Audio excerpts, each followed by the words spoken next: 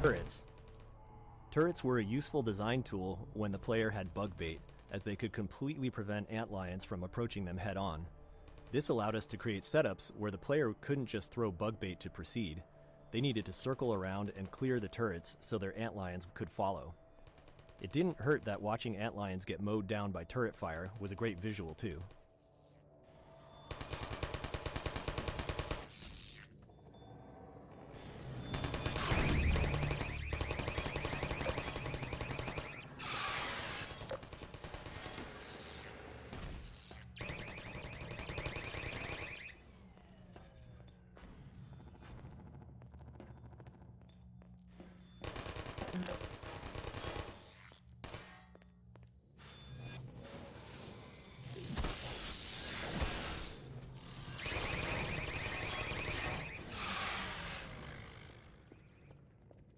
Nova Prospekt process. Like Ravenholm, Nova Prospekt was initially designed with significantly different gameplay than what ultimately shipped. The first version focused on player versus combine soldier combat, with no involvement of antlions. Unlike other areas of the game where gameplay and art evolved together, Nova Prospekt received a large art push early on. This produced a set of reusable, polished sections of level geometry with art already applied. Assembling Nova Prospekt from these pieces worked well, as the prison's layout was naturally repetitive. And then later, when we returned with antlions and bug bait, we had to repurpose the geometry to fit the new gameplay.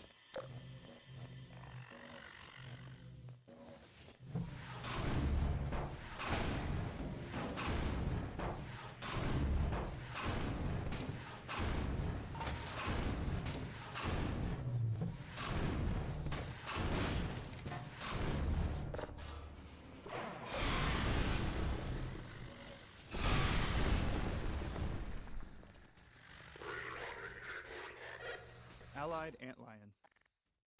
Having an endlessly respawning Antlion army attacking turrets and soldiers meant we had to spend time figuring out the player's role in Nova Prospect's combat. The player had already faced plenty of Combine soldiers, so we decided to make combat here feel more like a puzzle and a spectacle instead of a combat challenge.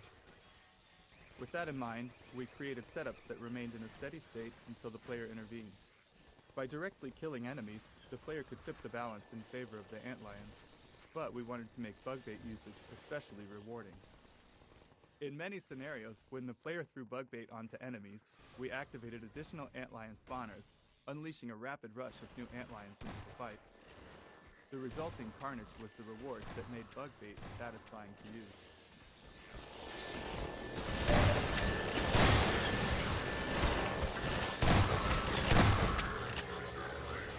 Ragdoll Vortigaunt. There's a lot of pain to see in this dead Vortigaunt, pain of our level designers. At the time, our development tools didn't allow us to directly pose a ragdoll, which is to say, when an NPC dies and it systemically ragdolls to the ground, we didn't have any control over what pose it ended up in. If we'd had some animator time, they could have given us a single frame animation in roughly the pose we wanted, but we were late and our small animation team was already overloaded. So a level designer positioned the Vortigaunt above the chair, told it to die as the level loaded, and waited to see what pose the ragdoll settled into. Then the designer moved the Vortigaunt slightly and tried again. I can't remember exactly how many attempts it took, but it was way, way more than you'd think.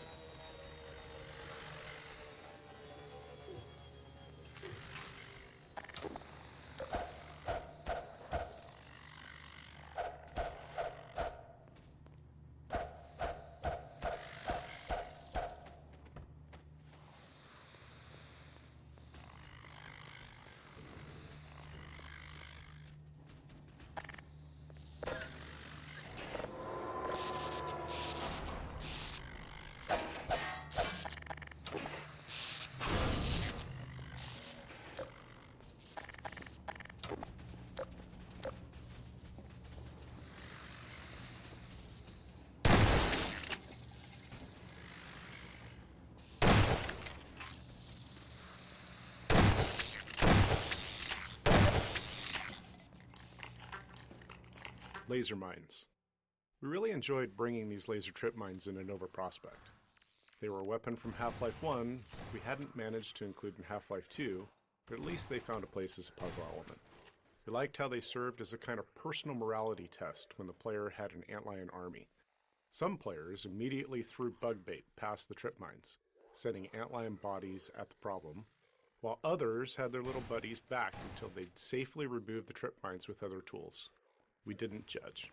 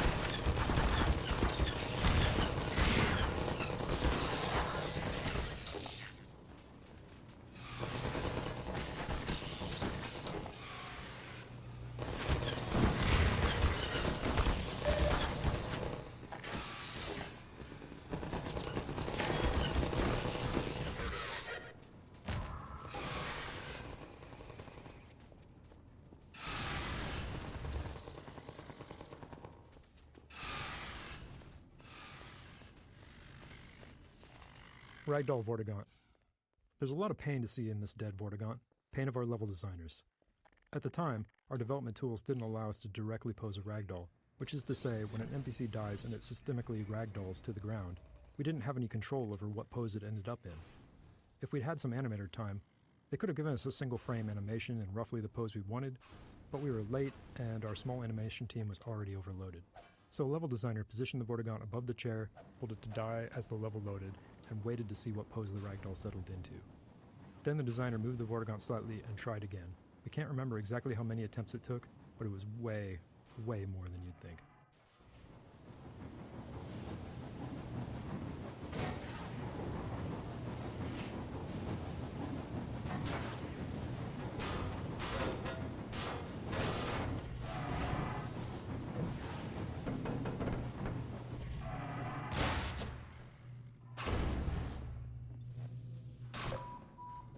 Minor fracture detected. Lacerations detected. Emergency.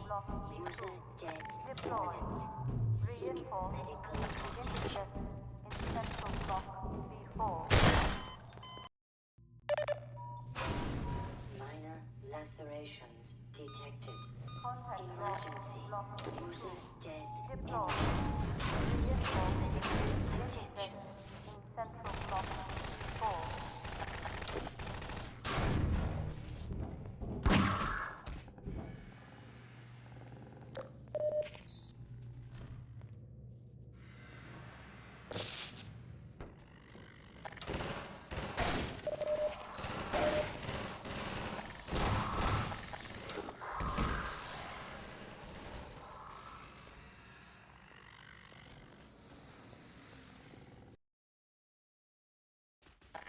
Contact block B2. Deploy. Reinforce. Intercept. In central block. D2 Prison 04. Throughout development, our artists created small vertical slices of environments, which we called art zoos. These zoos laid out how to use textures and props to create gameplay spaces that achieved our visual goals. However, when building the prison's gameplay track, the repetitive layout allowed us to use the art more directly. This map was initially built as the primary art zoo for Nova Prospekt, but after being used to test various gameplay prototypes, including those that eventually led to Bugbait, it became part of the actual level architecture.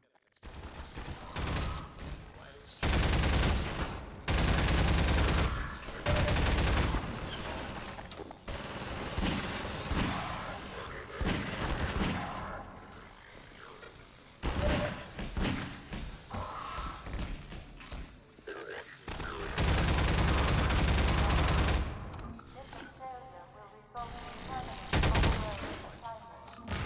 Code reminder. Sacrifice. Fire. Back.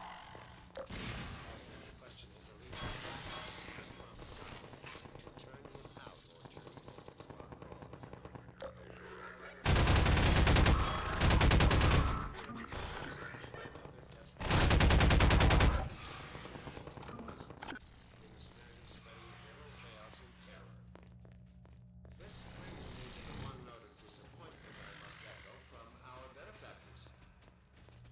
Obviously, I am not on the ground to personally command or second guess the dedicated forces of the Overwatch. Lapses on their part. I have been severely questioned about these shortcomings, and now I must put the question to you. How could one man have slipped through your force's fingers time and time again? How is it possible? This is not some agent provocateur or highly trained assassin we are discussing. Gordon Freeman is a theoretical physicist who had hardly earned the distinction of his PhD at the time of the Black Mesa incident. I have good reason to believe that in the intervening years he was in a state that permitted further development of covert skills. The man you have consistently failed to slow, let alone capture, is by all standards simply that, an ordinary man. How can you have failed to apprehend him? Well, I will leave the upgrade for another time to the extent it proves necessary. Now is the moment to redeem yourselves. If the transhuman forces are to prove themselves an indispensable augmentation to the Combine Overwatch, they will have to earn the privilege. I'm sure I don't have to remind you that the alternative, if you can call it that, is total extinction.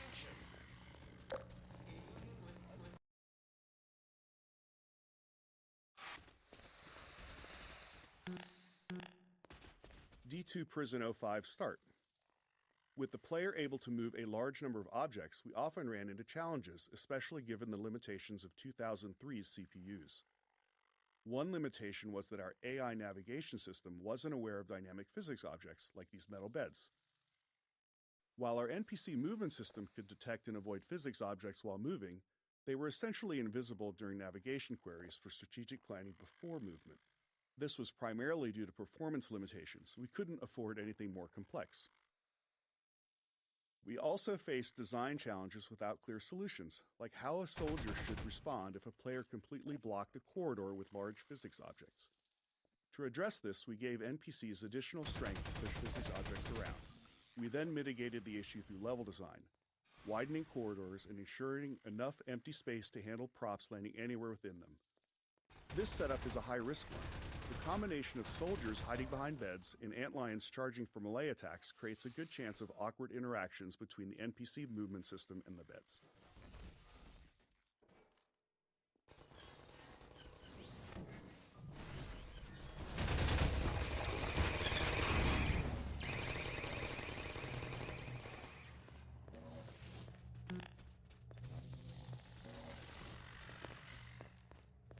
Laundry. By the time the player reaches this level, known as Laundry, we're confident they're comfortable using bug bait to solve combat scenarios. So, we wanted to raise the stakes a bit by creating a scenario that encourages the player to get even more involved, combining bug bait with their full set of weapons.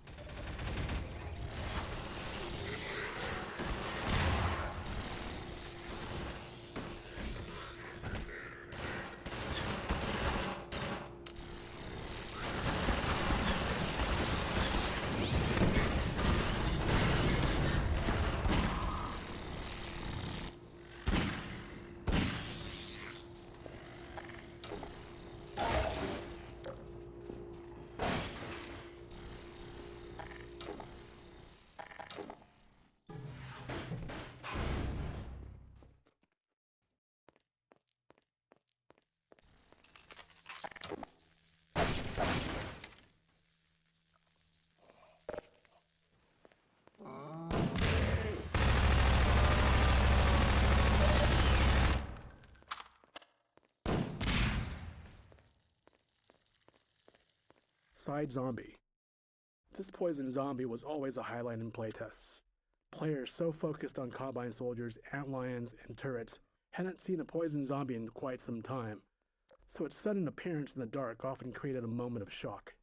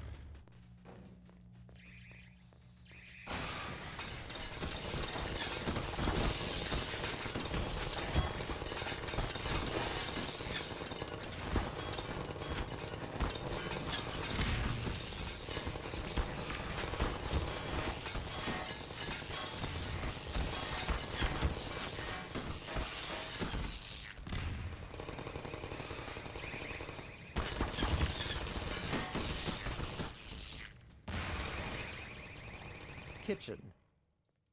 It's a well-known custom among game developers that all video game kitchens must feature a gas explosion.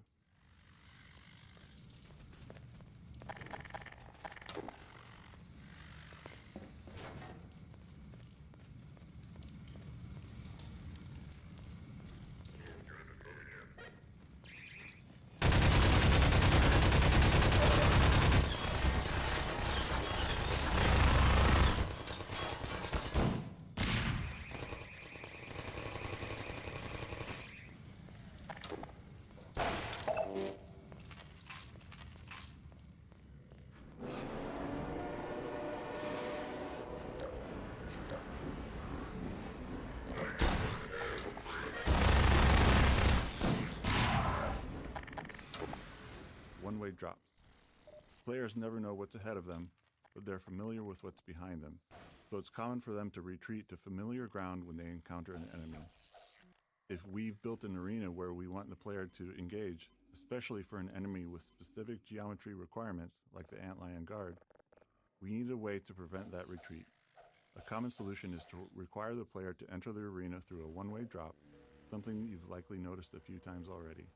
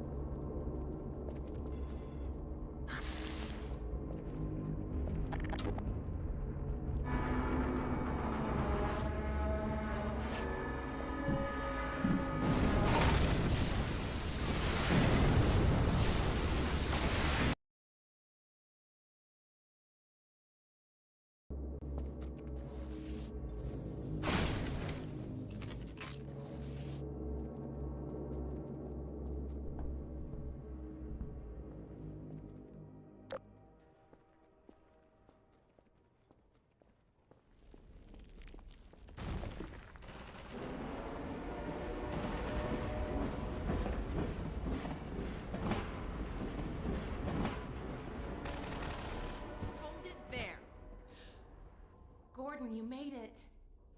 Boy, am I glad to see you. Better hurry, Gordon.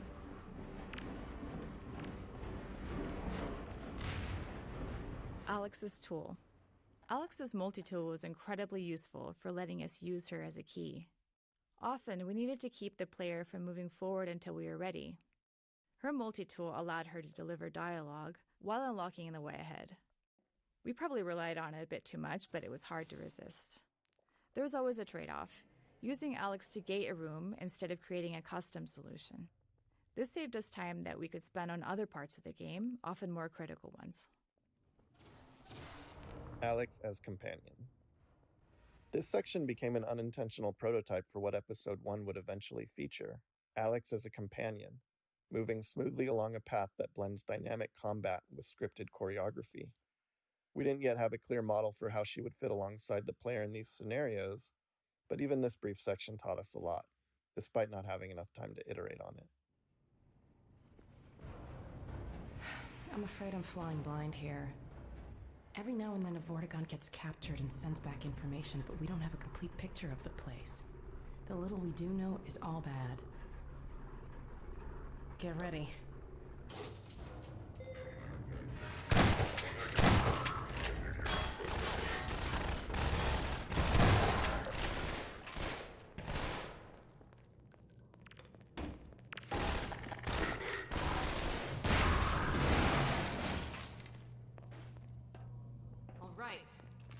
here! This'll get me into their security system. Now to find my father. Oh my god. These poor people. There! Alright, I think I can bring him in.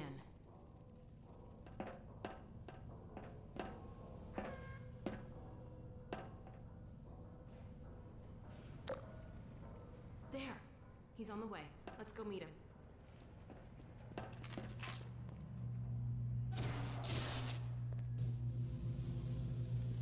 Ha! Done! Follow me.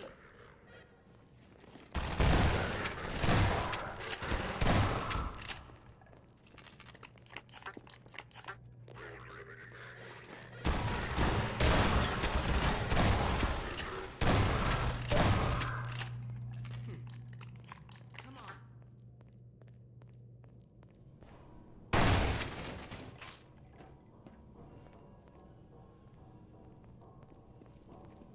He should be in here.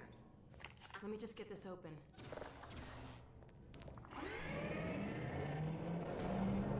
Eli in pod choreography.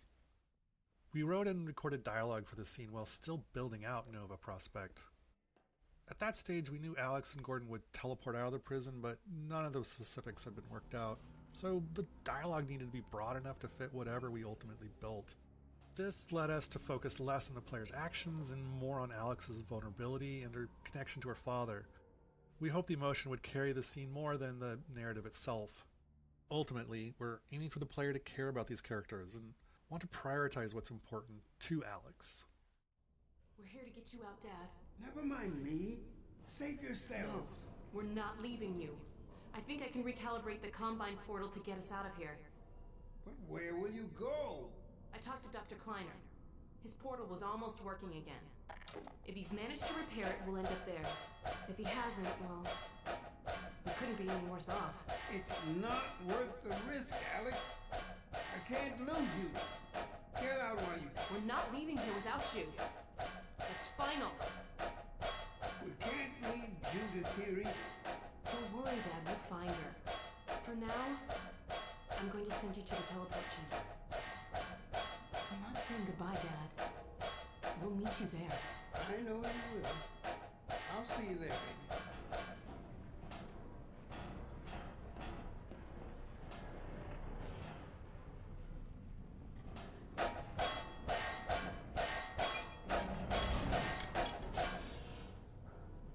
Let's get out of here.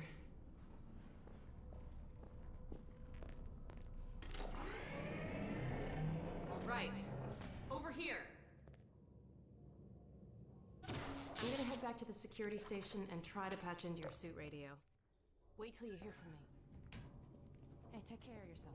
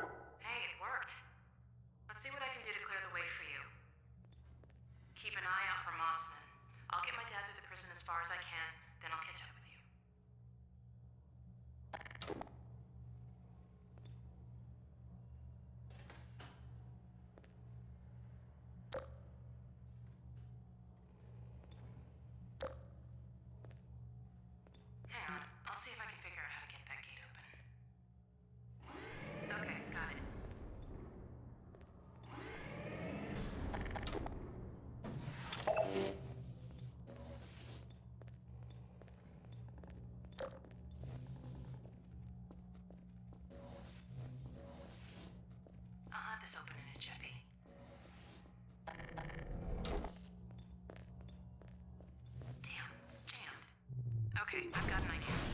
Head back to that office. According to the schematics, there should be a vent behind those shelves.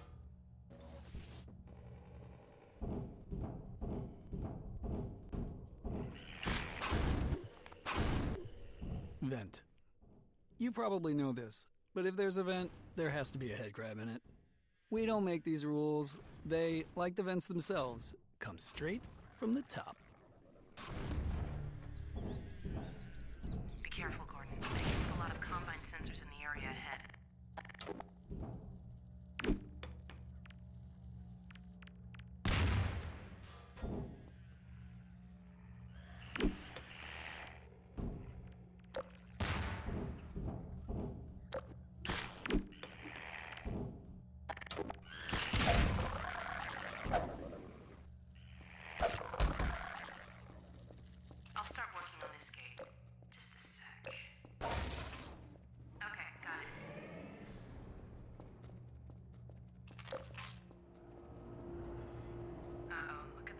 Look targets. One of the key tools in our design toolkit is the look target, an invisible point in space that activates when the player looks at it. Designers can specify how accurately the player has to look at it, the duration of the look, and other conditions. Once activated, the look target triggers various events in the game. For example, Alex might wait for the player to look at her before delivering a line of dialogue. A spectacle might begin only when it's in view, or a Combine dropship might fly over when the player is looking in its general direction. Once we implemented look targets, designers found endless ways to use them to make gameplay feel more reliable for players, especially since some move at very different speeds or in difficult to predict ways.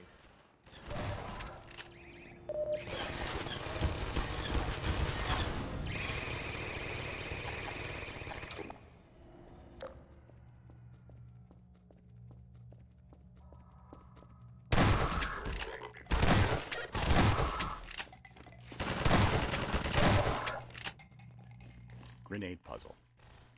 This small puzzle often caused players to get stuck during playtests because the unlimited grenade box was placed a bit behind them on their path. By this point in the game, players have fully learned to associate unlimited ammo boxes with puzzle solutions.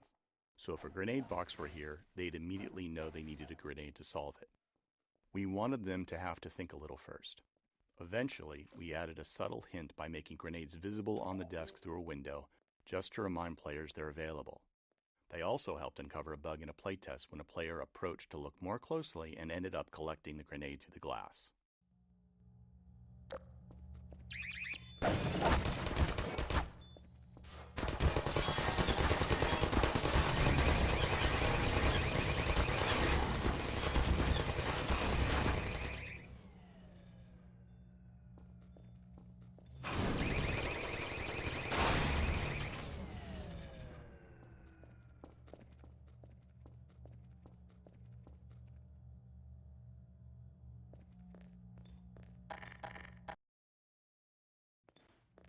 You're coming up to another control room. Looks like it's still occupied. Mossman's betrayal. Our original plan for Judith Mossman's arc was for her to betray the player around this point. But by the time we reached the scene, having developed other parts of the game, we felt she was more likely just trying to protect Eli. We envisioned her reconsidering, realizing she couldn't actually betray Gordon.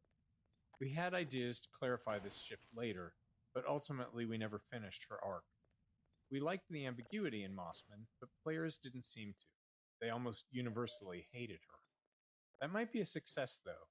We worked hard to build the player's affinity for Alex, and Alex wasn't exactly a fan of Judith either. Polyphasic core reprogramming detected. Sterilizers and containment fields may be compromised. I can't shut down those fields from here. I'm going to have to catch up with you to get access to them. I'm picking up a lot of incoming soldiers. Hold the fort till I get there.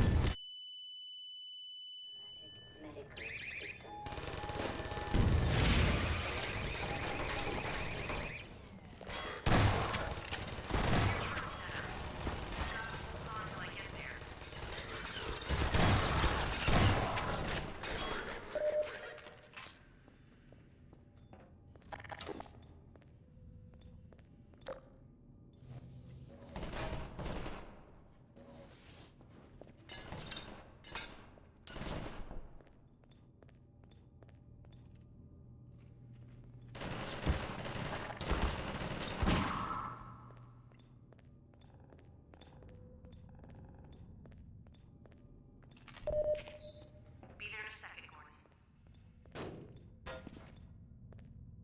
Sorry it took me so long. Glad to see you're okay. Let's see if we can find Mossman. It looks like this station might be better access. It's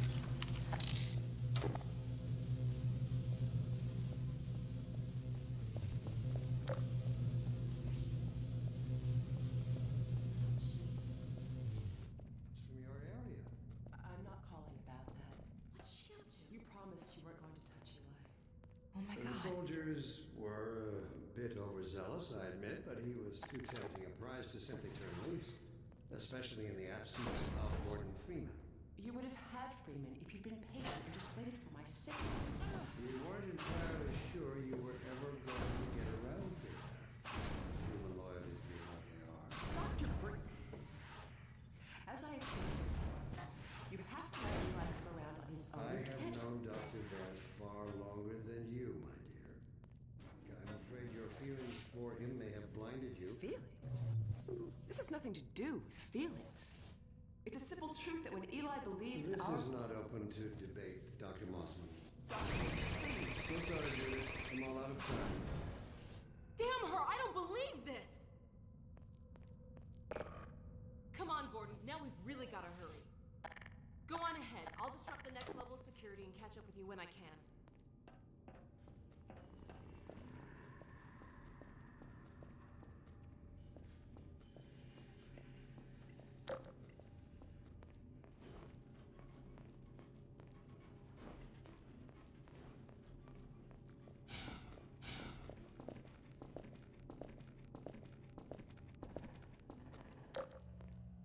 Turret training exit.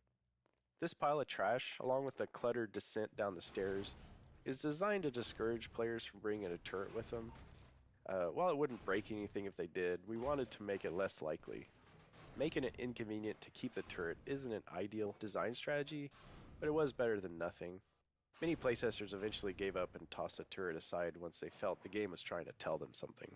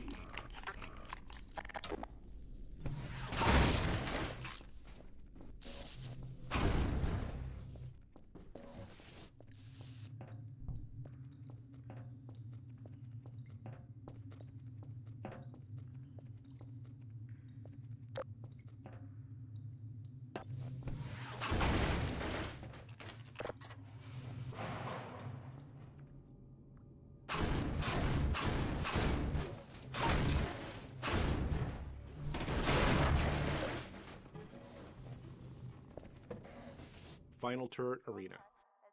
When building the arc of a gameplay element, like allied turret usage, we often build a prototype that represents the arc's endpoint first.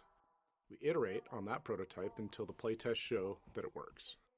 Then we work backward, adding preceding scenarios to introduce the element and build player skill.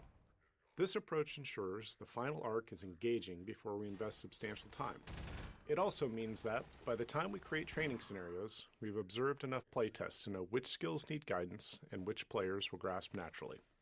The final turret scenario was our goal, emphasizing the player's defense against enemies from multiple directions, requiring dynamic turret placement and recovery.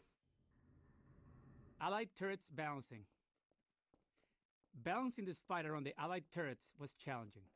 The turrets are the novel element here, so if players ignore them, the gameplay feels redundant, because so much of it is similar to what's come before. We wanted to require turret usage and reward strategic placement, but it was highly binary. Perfect placement made a fight easy, while poor placement made it very difficult. Tuning and custom soldier AI logic helped. Soldiers became better at toppling turrets by throwing grenades or flanking to knock them down. These changes made the fight less about a perfect setup and more about actively maintaining turrets, as any setup will be disrupted at some point. Playtests vary wildly, with some players finding it too hard and others calling it their favorite fight. Running out of time, we ultimately made it a bit easier and shipped it, though we were unsatisfied with the final balance.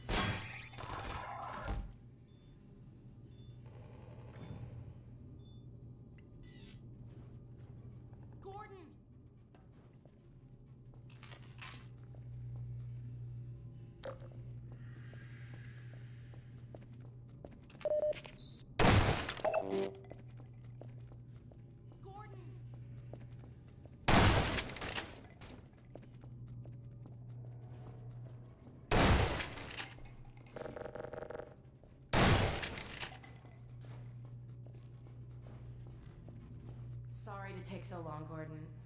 Looks like you could have used some help. I won't leave you again, though. Now let's track down Mossman.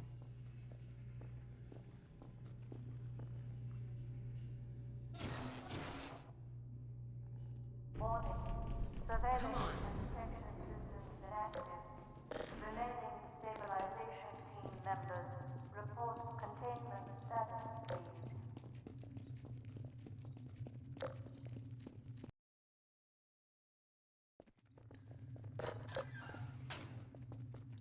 Flares. This section is a nice counterpoint to the previous turret segment in terms of production and cost and iteration.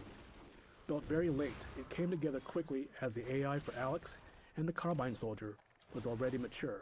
We liked the darkness and flares and filed it away as something to explore further. Later, we revisited it when planning the dark sections in Episode 1.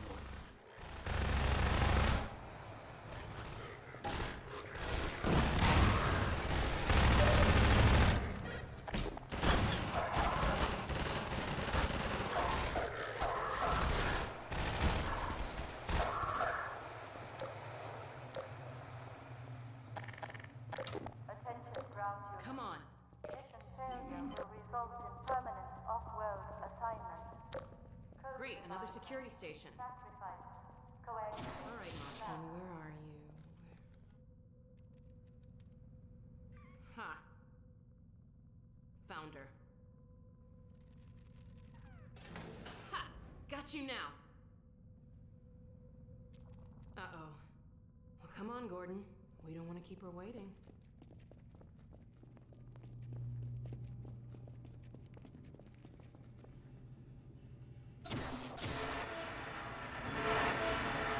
Meeting Mossman. Reuniting the player and Alex with Mossman after the betrayal scene was tricky. As many players felt, they should shoot Mossman on sight. We couldn't allow this, as we didn't have time to develop alternate story branches. However, we also didn't want to highlight that we were preventing this choice, so we aimed to reduce the likelihood of players trying it. The bulletproof glass here buys time for dialogue between Alex and Mossman, during which it becomes clear that Alex doesn't think shooting Mossman is the right thing to do. All about you and Brain. What? You've been a spy for the Combine the whole time. What are you talking about? Damn it! Move back, Mossman. We're coming in.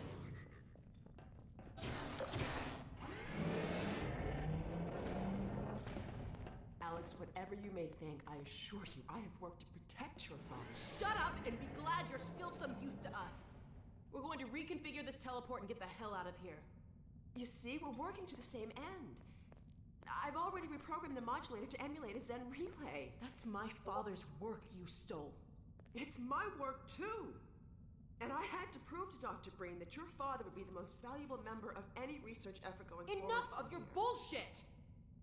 Look, Gordon, there's my dad. I'm going to bring him in. You found Eli? No thanks to you. Just enter the coordinates for Dr. Kleiner's lab and let's get moving.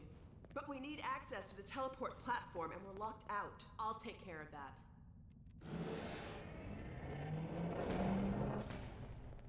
Let's get going.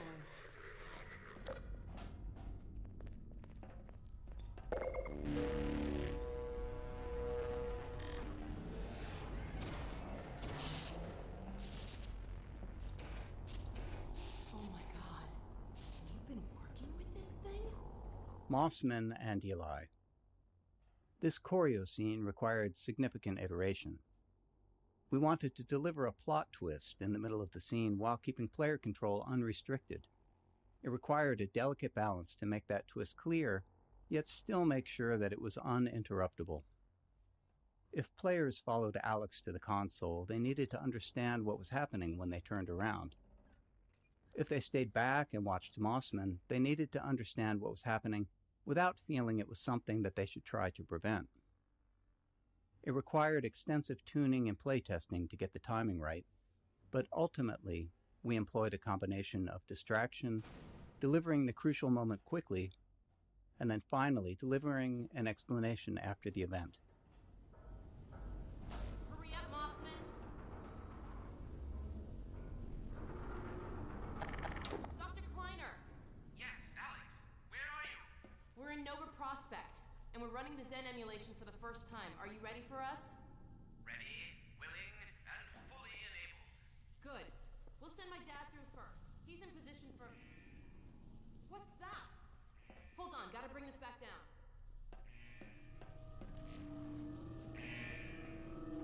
No! Stop! What are you doing? I'm sorry, Alex. It's the only... No! What's going on, Dad! Alex? Jonas! What's happening?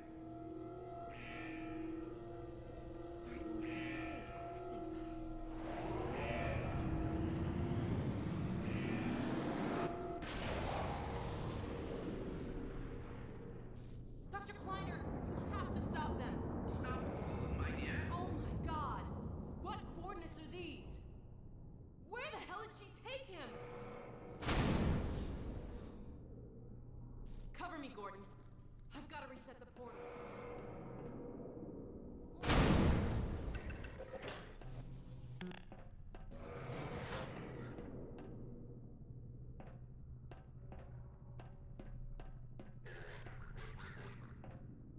Get some turrets set up.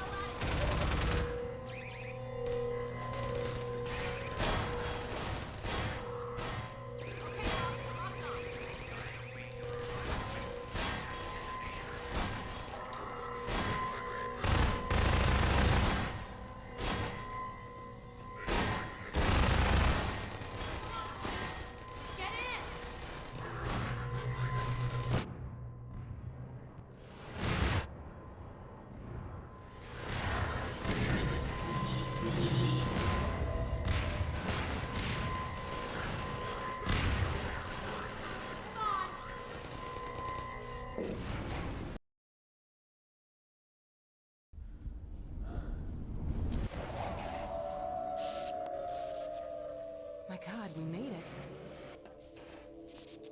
But where's Dr. Kleiner? Dr. Kleiner, let us out!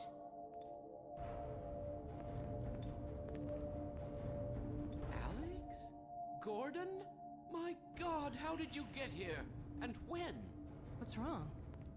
My dear, I had given up hope of ever seeing you again. I was afraid we might not make it either. I think the teleport exploded just as we were porting out. Indeed, it did. And the repercussions were felt far and wide, but that was over a week ago. What do you mean? Gordon and I were just there a minute ago. Fascinating. We seem to have developed a very slow teleport. This suggests an entirely new line of investigation. A week? Then what have we missed? A great deal, my dear. The blow you struck at Nova Prospect was taken as a signal to begin the uprising. But what about my father? Well, that is most troubling. According to the Vortigaunts, he is a prisoner at the Citadel. We've got to get my father out. Barney has been leading the push with that very aim in mind. And another of your friends arrived several days ago. Dog, you made it! Good boy. So there, you see? It's not all hopeless. I wish I shared your optimism, Doctor. Doc, come in. Are you there? Hey, Doc, are you there? Yes, Barney, and I'm no longer alone. Alex and Gordon have just arrived. Well, man, that's good news. I almost gave you guys up for lost. We're planning to set up a staging area for attacking the Citadel. Gordon and Dog can head your way. I want to get Dr. Kleiner somewhere safer. Then I'll meet up with you. I'll take all the help I can get. Oh, crap! Incoming! Go on, get going! Okay, Gordon, you heard him. I'll catch up with you as soon as I get Dr. Kleiner settled. Just a minute. I can't leave without Lamar. Oh, no. Now, where did she get to? Go on, Gordon. I'll take care of this.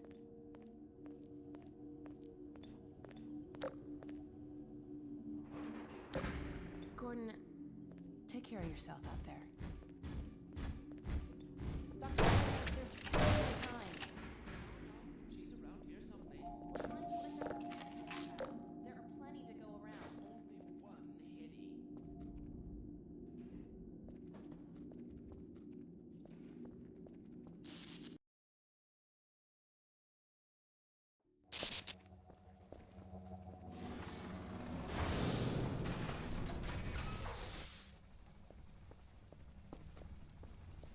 Dog Combat. Dog is a really fun character, and we were always looking for ways to include him in combat alongside the player.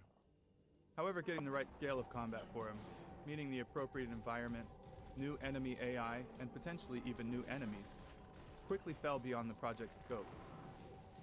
To create a combat scenario that did justice to Dog and could stand up against the rest of the game, it almost felt like we'd be building a new game inside of the game.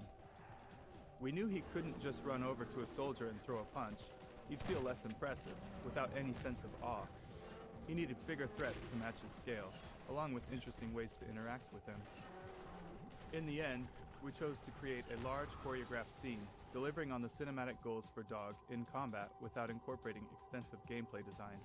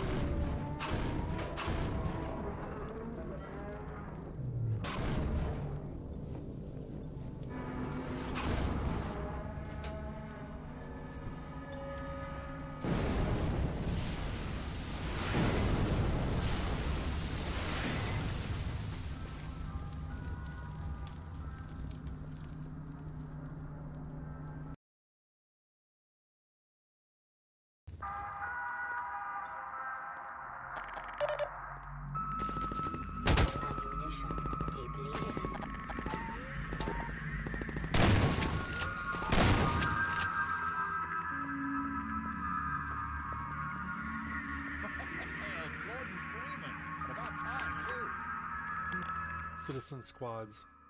Our early tests of Combine versus Citizen street fights revealed an issue. Without boundaries, combat AI could drift significantly away from the player. Soldiers might retreat to reload and take cover, and Citizen AI would give chase. We needed a way to align the citizens' actions more closely with the player's goals, keeping them aware of where the player was heading and which enemies the player wanted to engage. This led to the creation of a citizen player squad. The citizen AI used the squad to move with the player, engaging the same enemies and providing a basic interface for the player commands. We initially had a more complex command system, but it quickly became unwieldy, so we scaled it back. Once we'd established the citizen player squad and started building scenarios around it, we found it created other interesting opportunities. Playtesters began to care about specific squad members, so we added more to their design. Squad members would pick up better weapons if they found them, pass the player ammo when needed, and medics would heal the player as necessary. We also had to ensure the squad could keep up with the player, who often took unpredictable paths. Off-camera, the squad would cheat in various ways, regenerating health between fights, moving quickly to catch up, and even teleporting when necessary. Let us know where you want us, Dr. Freeman.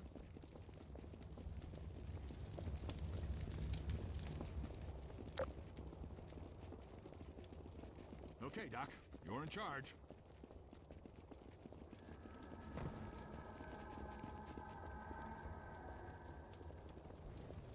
We're with you, Dr. Freeman.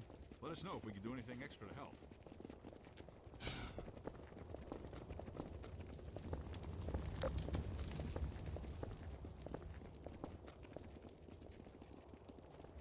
Sorry, Freeman.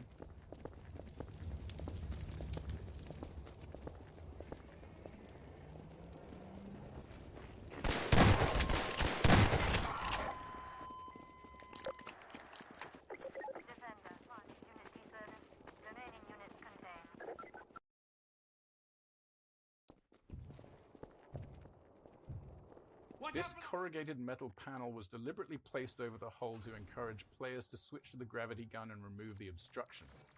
It's a bit of manipulation on our part because we found that training players on hopper mines worked much better if they immediately tried using the gravity gun on them, and the metal panel significantly increased the chance they'd have it ready. We placed multiple mines in the hull so players would have several opportunities to interact with them, increasing the chances they'd discover alternative ways of disposing of them.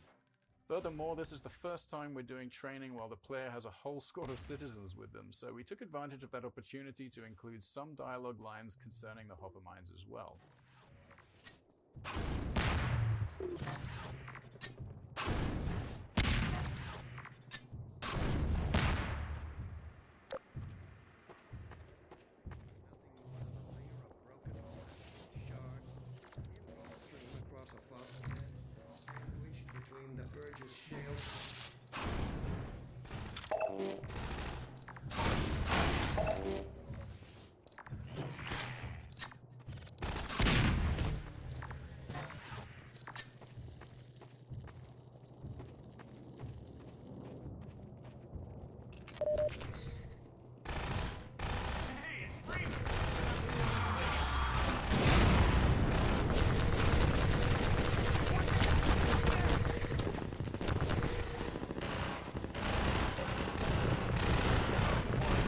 AI behaviors. One piece of AI technology we developed for Half-Life 2 was the behavior system. Behaviors were chunks of AI gameplay code that guided NPCs in specific situations. For example, we had a lead behavior that enabled an NPC to guide the player, and a follow behavior allowing an NPC to follow the player or another NPC. Behaviors worked alongside the NPC's base actions, so a medic squad mate using the follow behavior to keep up with the player would still know how to fire at enemies or dodge grenades or offer a med kit.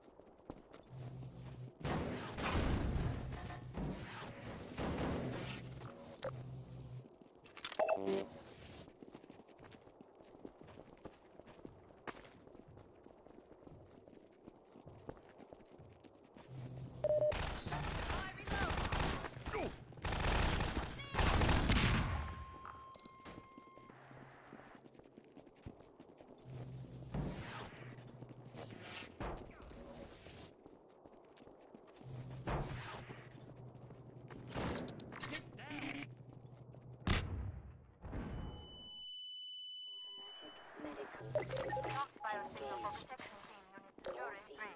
Administered. Yeah, pardon me.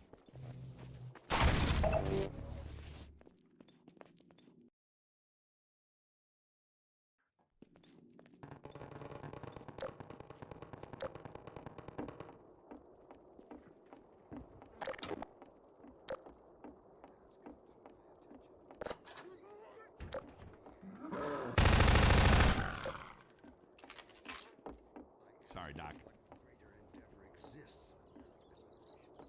In our current unparalleled enterprise, refusing insistence on suicide, if you will. Reload, Dr. Freeman? Yeah, pardon me.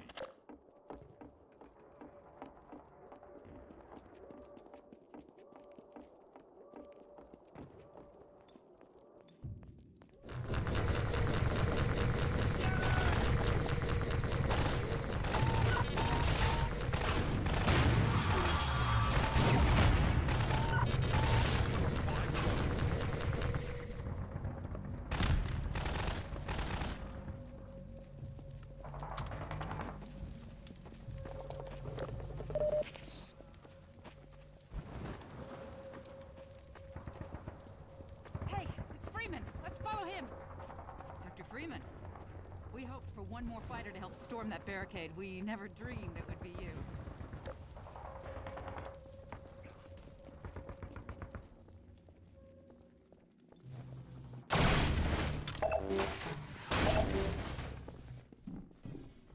Hey, it's Freeman. You're not leaving without me.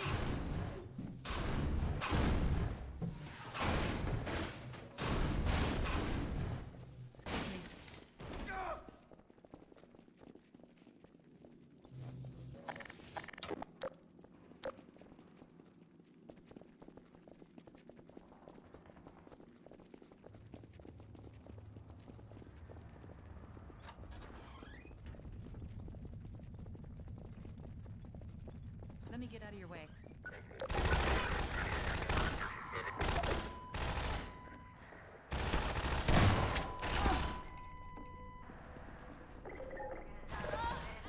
Here, take this med kit.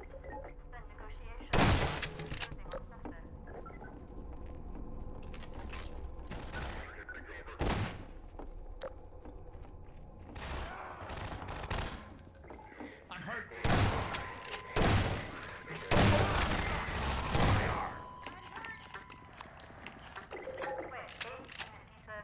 Remaining units contained.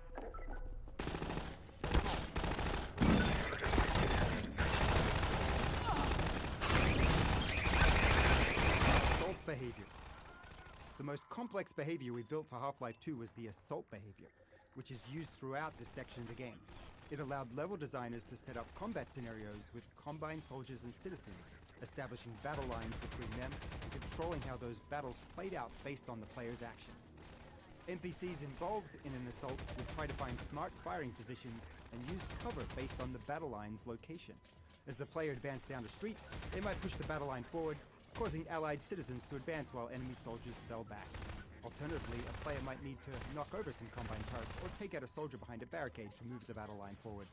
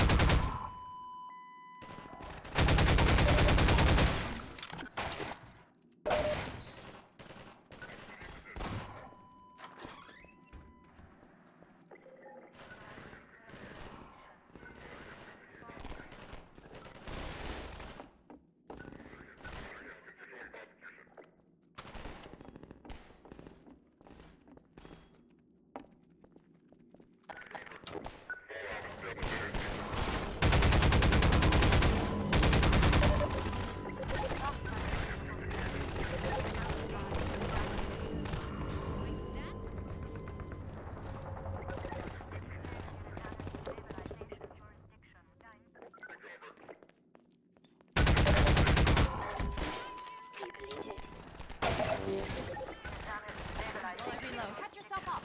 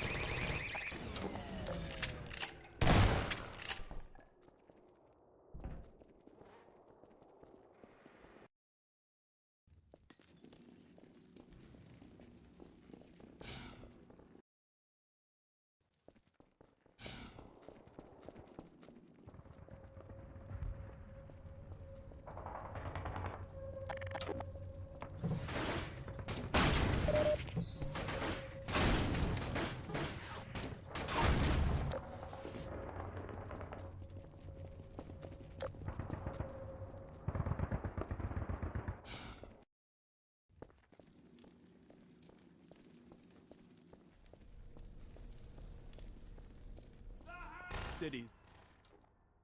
One of the trickier challenges in this section was figuring out how to give the player the sense of being in a sprawling city, when our performance budgets wouldn't allow us to render anything like one. This led us to focusing on tightly packed tenements, underground garages, subway tunnels, culverts, and the like. All places that are in cities, but generally prevent being able to see the horizon. We then supplemented that style of level design with vista locations, where the whole space is dedicated to providing an expansive view to the player.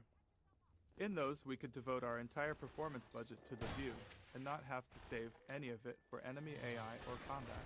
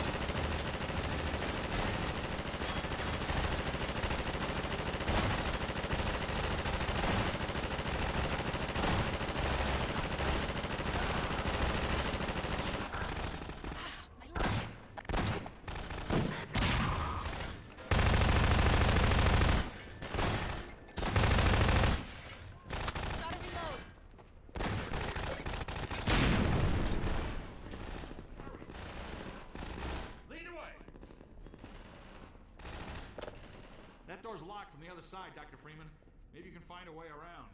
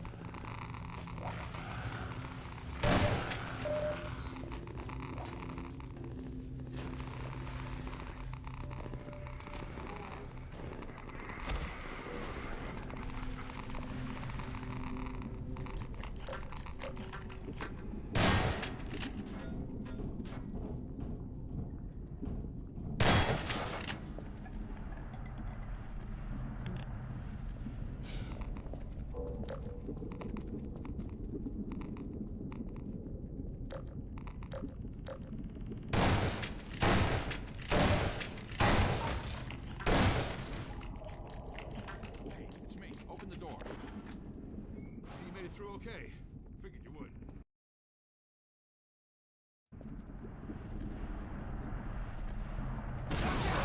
Wait for me!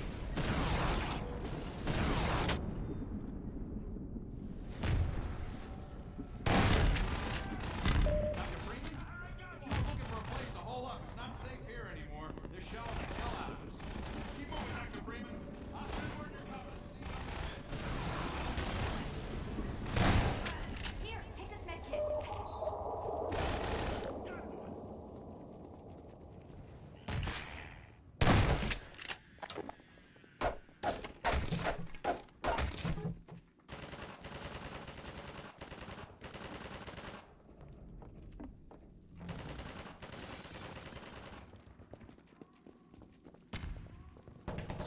We used a lot of small tricks and built various features to give players the impression of a city at war, with much of the work aimed at providing glimpses of skirmishes or the sounds of distant fighting. Look targets help make something happen every time a player looked through a window, while tools like tracer markers allowed designers to create fake tracer fire between 2 points. Paired with audio tools, this made it seem like two groups of enemies were exchanging fire without the need to run any AI.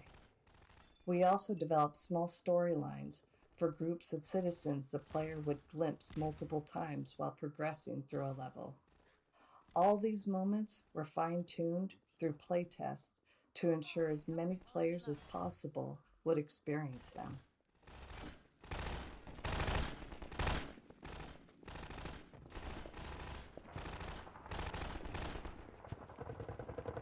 Let me get out of your way. You got it, Doc.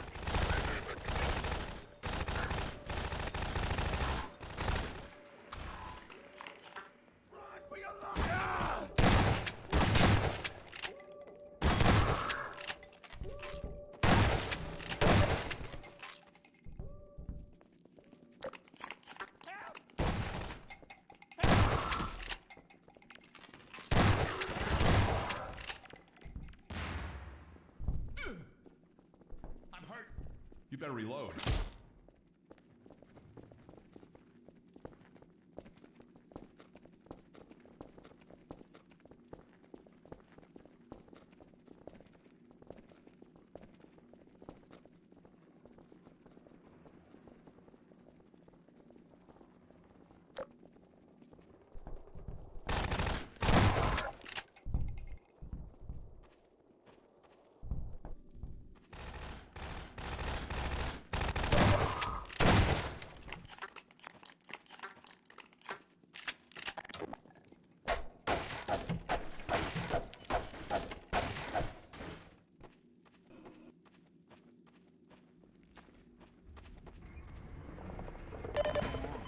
Okay, come across.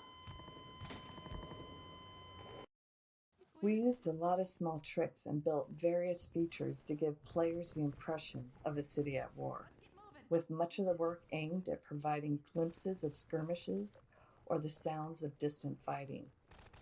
Look targets help make something happen every time a player looked through a window, while tools like tracer markers allowed designers to create fake tracer fire between 2 points. Paired with audio tools, this made it seem like two groups of enemies were exchanging fire without the need to run any AI. We also developed small storylines for groups of citizens the player would glimpse multiple.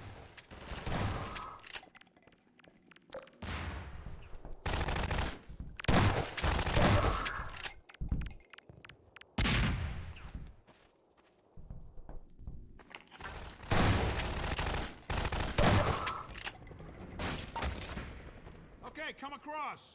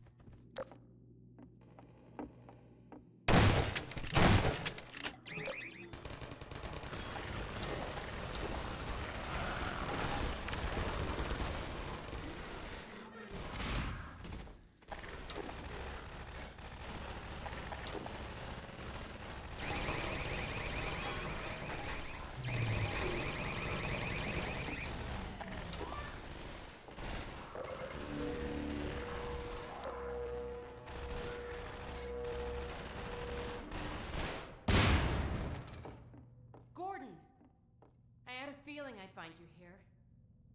I've got Dr. Kleiner in a safe spot. Now we can join up with Barney. There's a command center downstairs. I'm hoping to find information about generator locations. Ready? Let's go.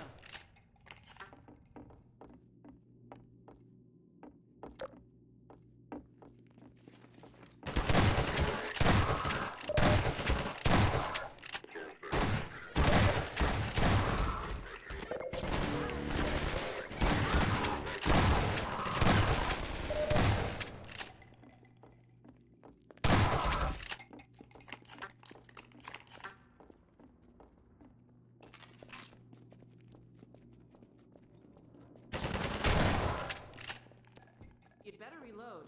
Okay, this is it. You take it off.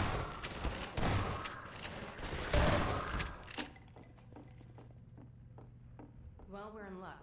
There's a generator in the square outside. We're trying to disable as many as we can to loosen the Combine's grip on this sector. It'll take me a few minutes to expose the core, then I'll need you to hit it with a burst from the gravity gun. In the meantime, watch my back. We were looking to join you, Dr. Freeman.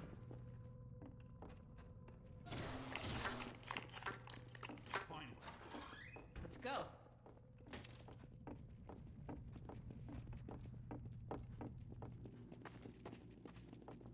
Triangle Plaza. This plaza battle was a complex setup using the assault behavior with two converging battle lines, one for each force field. As the soldiers enter from behind the fields, their battle lines prevent them from individually rushing into the plaza. As the fight escalates and the soldiers build up, the battle lines start to move towards the center of the plaza, which will cause the soldiers to overwhelm the player if they're not repelled.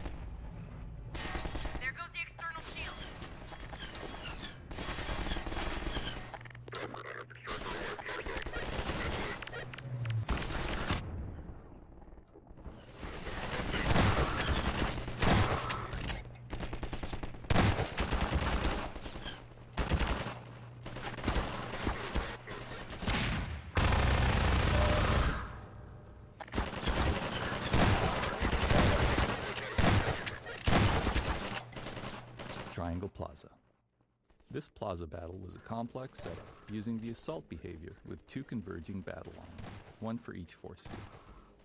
As the soldiers enter from behind the fields, their battle lines prevent them from individually rushing into the plaza. As the fight escalates and the soldiers build up, the battle lines start to move towards the center of the plaza, which will cause the soldiers to overwhelm the player if they're not repelled. Inner shields are coming down. Triangle Plaza. This plaza battle was a complex setup using the assault behavior with two converging battle lines, one for each force field. As the soldiers enter from behind the fields, their battle lines prevent them from individually rushing into the plaza. As the fight escalates and the soldiers build up, the battle lines start to move towards the center of the plaza, which will cause the soldiers to overwhelm the player if they're not repelled. Triangle Plaza. This plaza battle was a complex setup using the assault behavior with two converging battle lines, one for each force field. As the soldiers enter from behind the fields, their battle lines prevent them from individually rushing into the plaza. As the fight escalates and the soldiers build up, the battle lines start to move towards the center of the plaza, which will cause the soldiers to overwhelm the player if they're not repelled.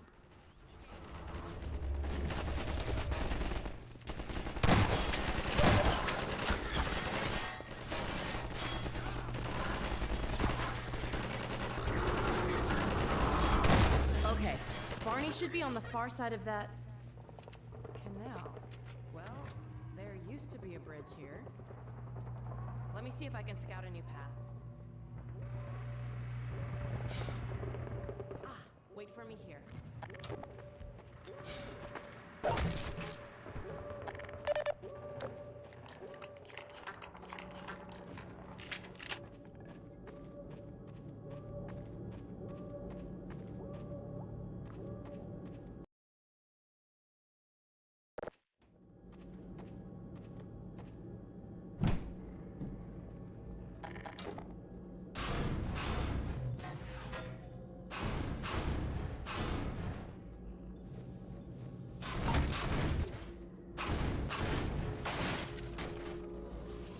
Manhack Tunnels.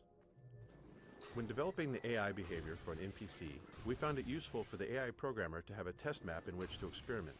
That map would often evolve into an environment specifically designed to showcase the NPC's unique capabilities. Later, when the AI was ready for use by level designers, the test map served as a valuable point of reference. Without it, designers could accidentally build scenarios that made an otherwise interesting AI less engaging. In some cases, we were able to incorporate these test maps directly into the game. This small section, for instance, started as the tunnels used to develop the Manhack's AI.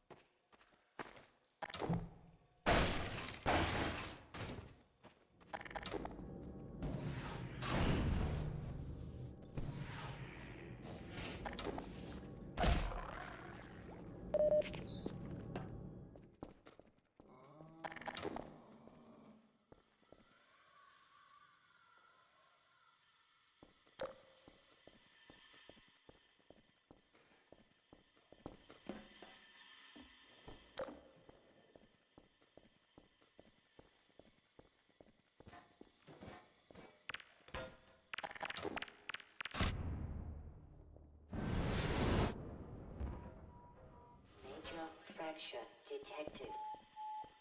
Automatic medical systems engaged.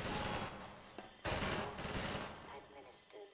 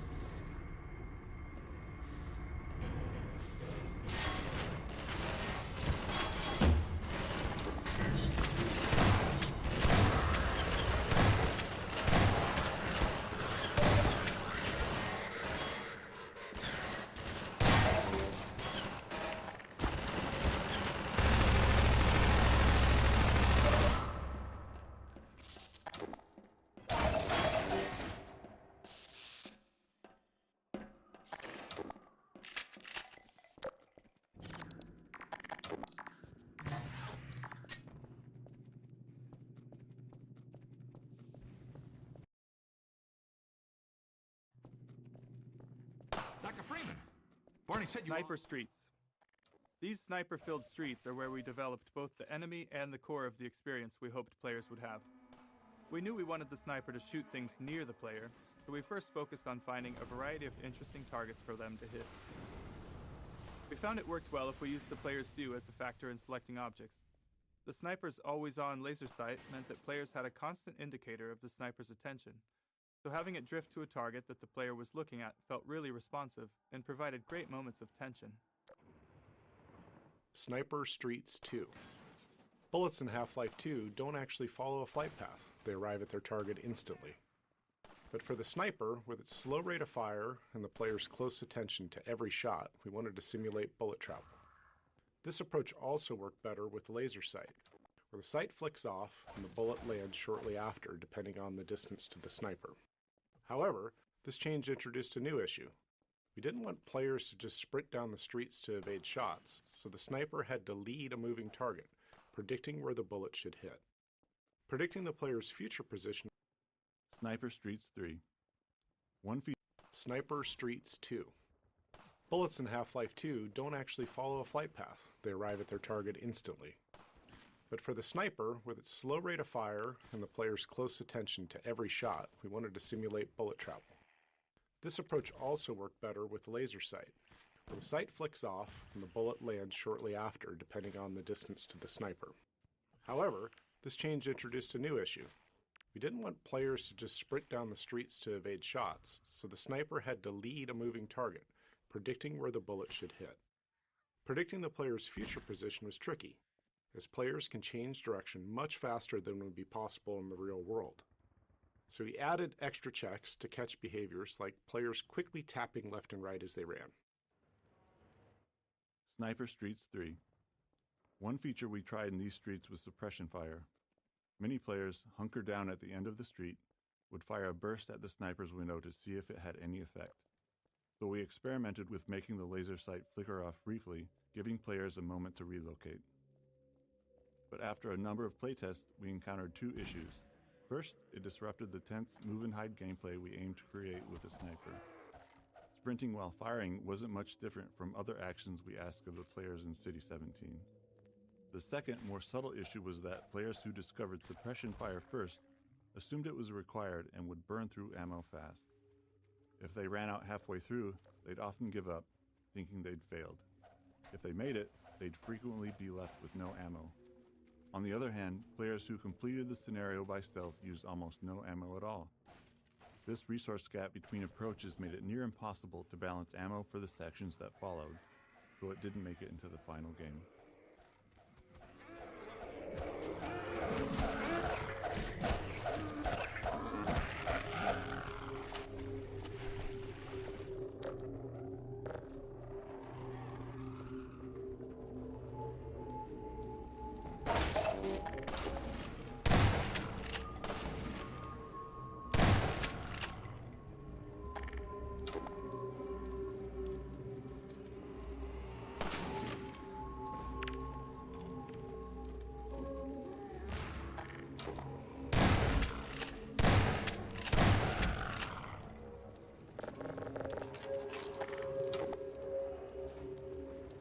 Over here!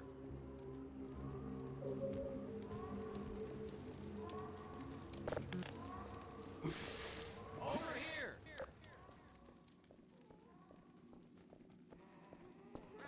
Gordon, I can't move. These snipers got me pinned down. Gordon, lob a couple grenades. That'll clear them out. Gordon, I can't move. These snipers got me pinned down. Gordon, lob a couple grenades. That'll clear them out.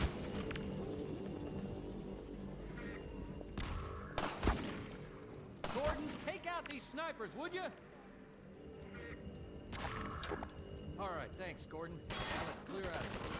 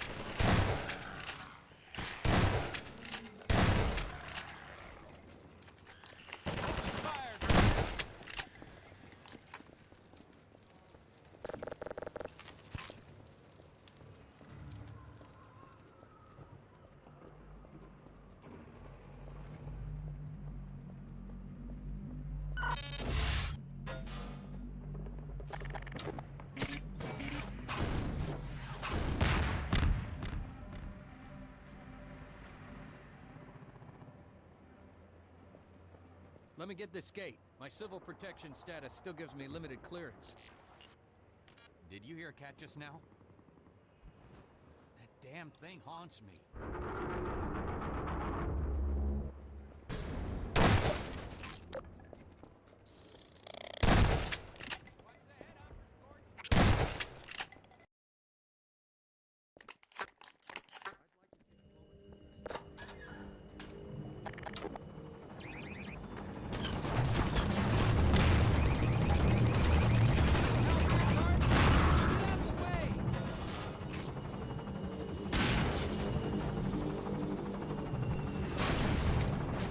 Take this medkit.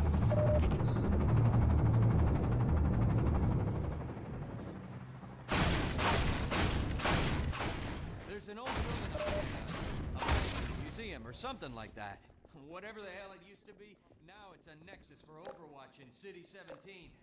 It's the main source of pain for this part of town.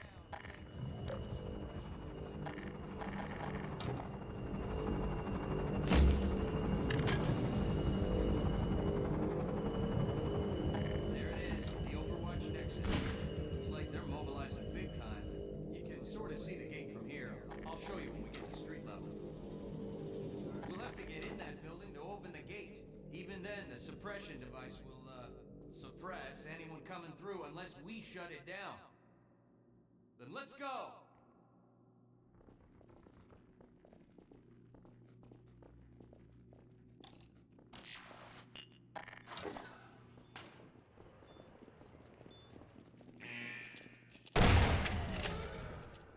So much for stealth. We've been spotted!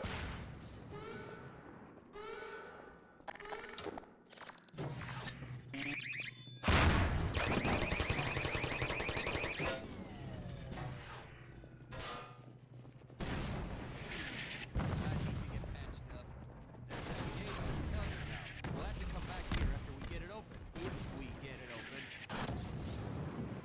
We gotta get into the Nexus building. You're not gonna hurt that thing from down here, Gordon. We'll have to shut it down from inside. I'd like to take a moment to address you directly. Look out!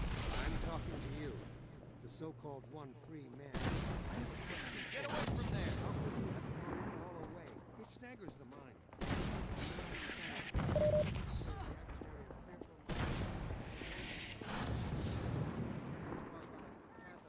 Sorry? And decay. Make no mistake, Dr. This is not a scientific revolution of smart. And finality.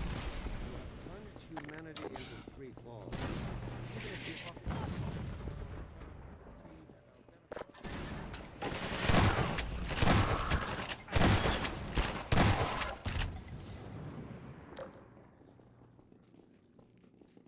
help me win. So I don't know why you still care. Help ensure that you do what you serve mankind.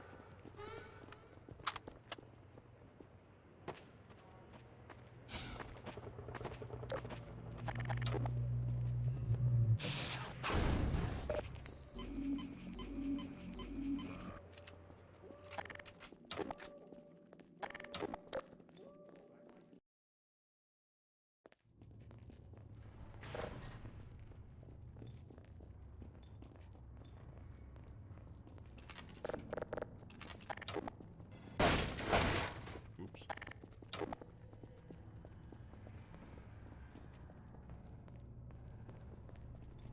Uh-oh, turrets. Hey, you got the HEV suit, you deal with them. Then I'll work the security.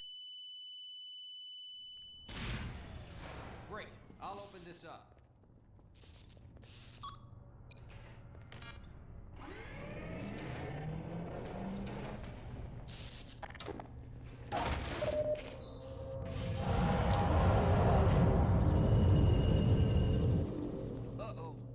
dropships. They'll be coming from the roof.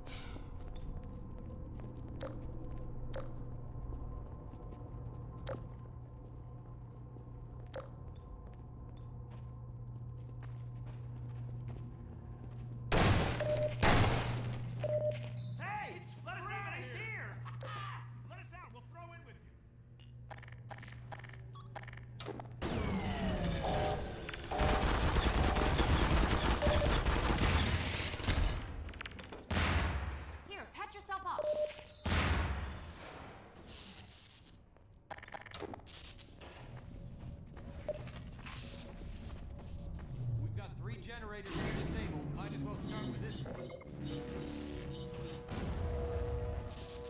Okay, 2 more generators to go.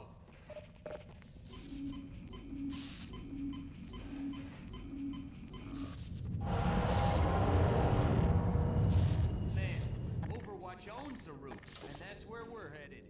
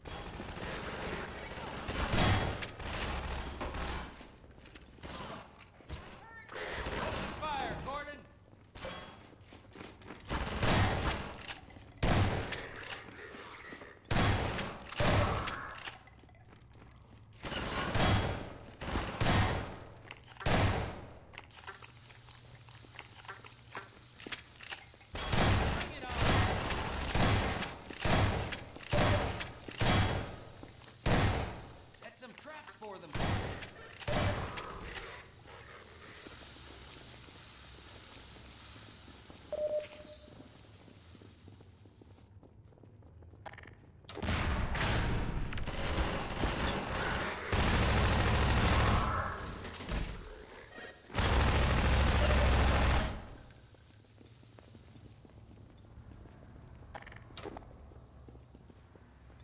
This'll do nicely.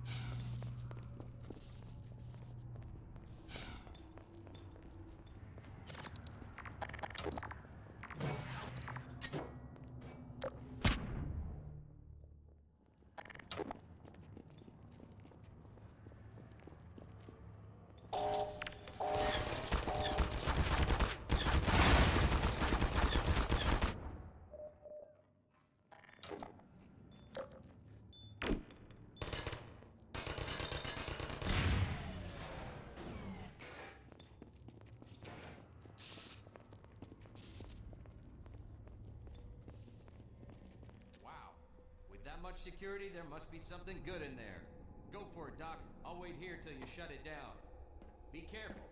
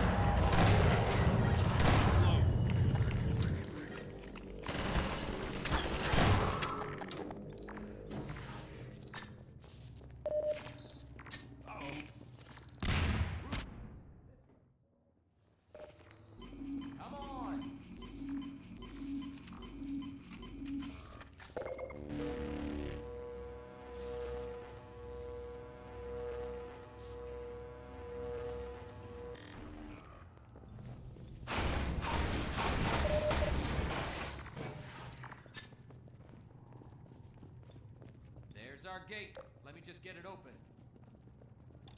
Done. I'm gonna stay here and keep these gates open long enough to make a difference. Go on up and connect the sky bridge. We need to let reinforcements come through from every possible direction. If any more citizens come through, I'll send them up to find you. See you when I see you, Gordon.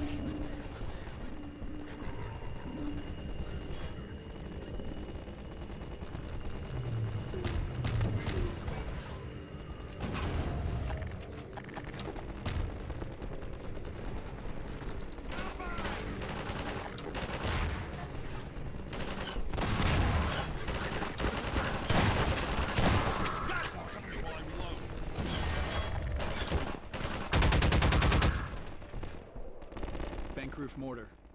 By the time we built the level track up to this point, it was obvious that it'd be fun for the player to get to use the mortar. I suppose that's the type of thing that should have occurred to us earlier. Do you think anyone will want to launch the explosives into the sky and have them drop down onto the bad guys? Yeah, I think so too. Anyway, players have spent all this time on the receiving end of it, so it would have been a nice reward to get to serve the Combine some of their own medicine. But as soon as we started to think about it, we realized how much work there'd be. Which, to be fair, is a thought you have every single day when you set out to make a video game. The mortar would need animations and effects now that the player is next to it, and there'd be a fair bit of work to implement a nice escalation of enemies down in the plaza to use it on. But even more fundamentally, we had no interface for a weapon this unique. How would players aim and fire it? It's hard to feel good about spending lots of time on a single moment in the game, so we decided our efforts were better spent elsewhere and moved on. Sorry. Perhaps we'll solve the design conundrum of the mortar in a future installment of the Half-Life series.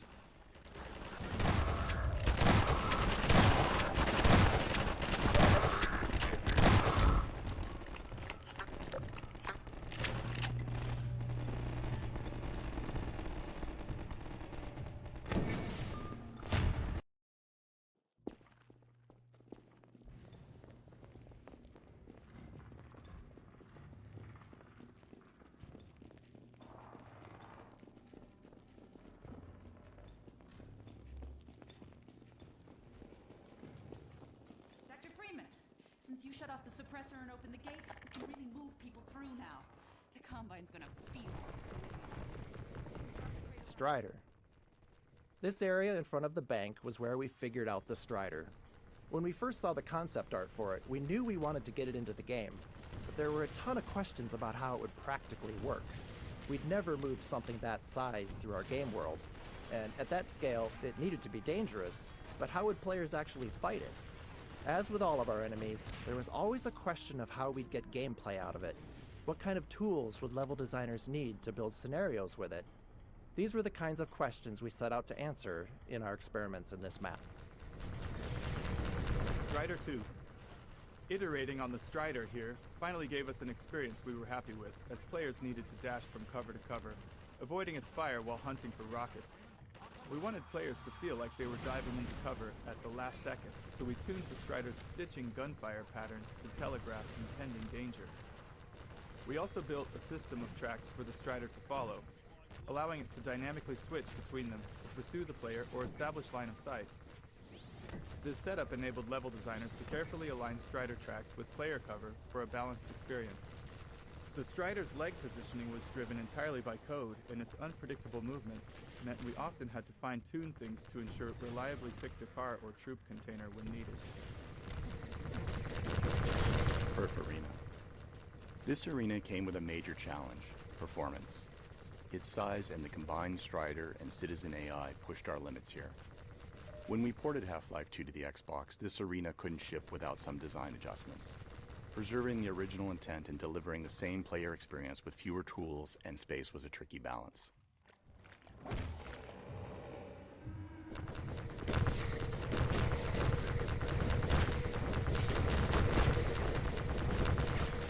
Strider 4.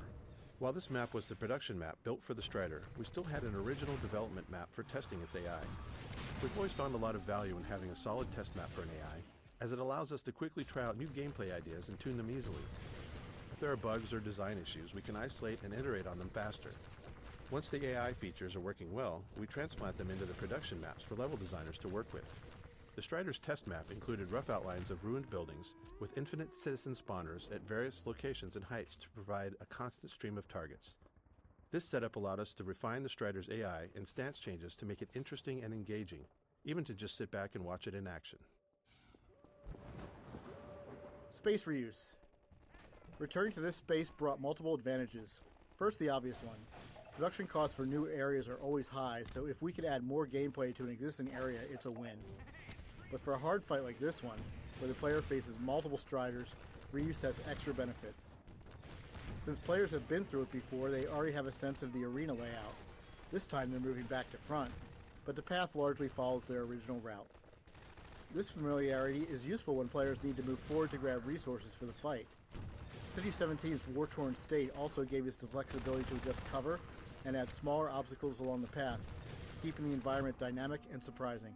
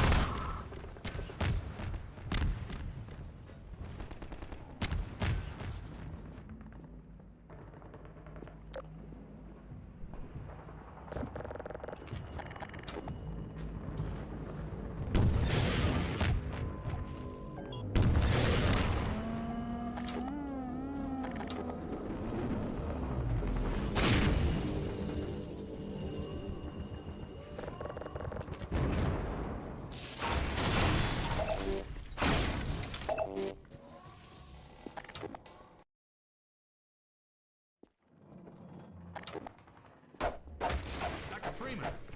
It's a mess out there. This close to the Citadel, they've turned the streets over to Striders. I think we can push them back if we can just get to high ground. We're almost to the Citadel wall, Doc. I don't know how the hell we're gonna breach it, but you made it this far. I'm sure you'll think of something. We have to get to the horse!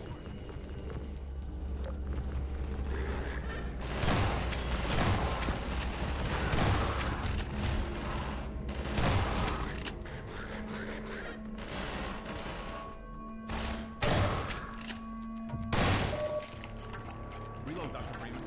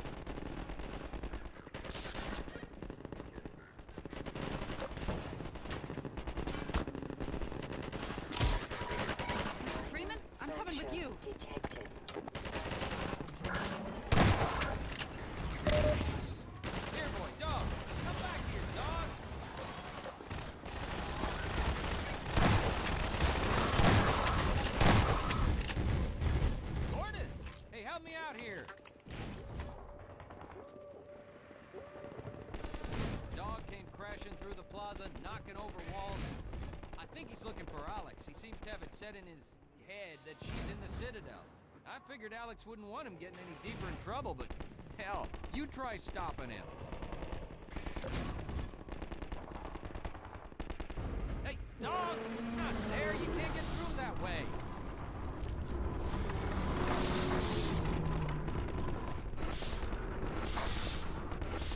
Well, I'll be damned. I think he wants you to go through, Gordon. You'd better hurry. And if you see Dr. Breen, tell him I said you.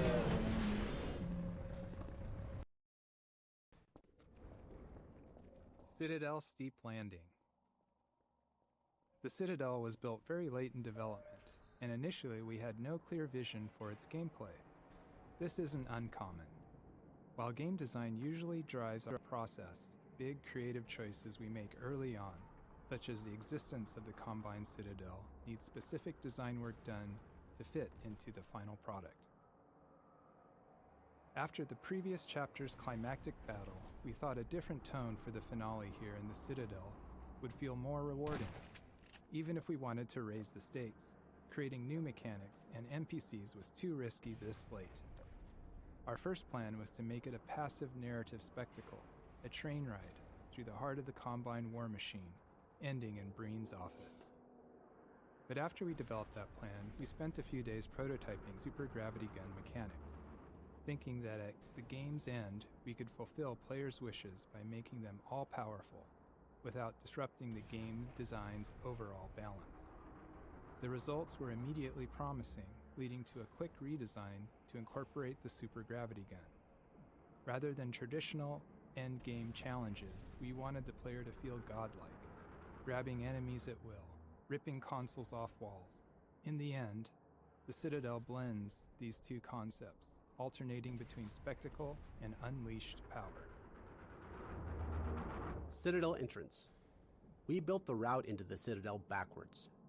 The interior geometry was created as an art prototype to perfect the look. We knew you were coming from the sewer pipe in our Street War map and had to create a section of slides and jumps into the Citadel entrance to connect them.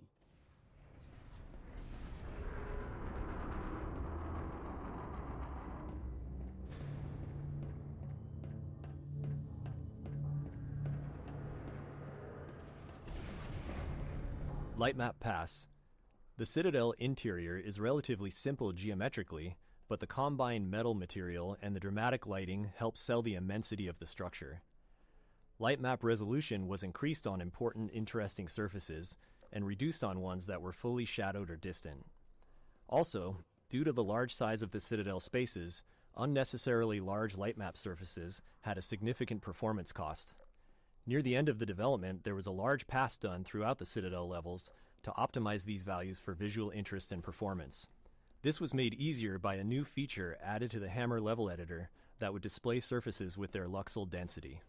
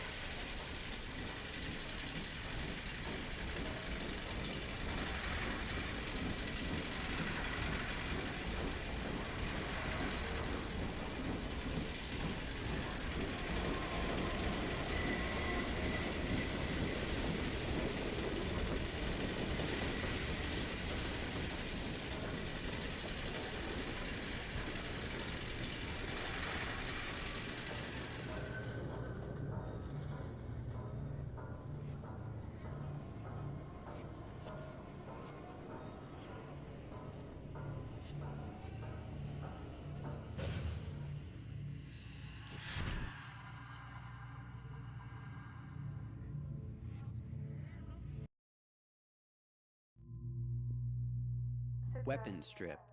Once we introduced the super gravity gun, we really didn't want players returning to their conventional weapons, so we did the only rational thing. We disintegrated them. It helps to have an inscrutable supernatural enemy like the Combine as the antagonist of your game, because it stands to reason that they could simply just have a disintegrator. Why not? And if, for some reason, we had needed you to have your loadout back in the middle of the level, wouldn't you know it, they also have a reintegrator.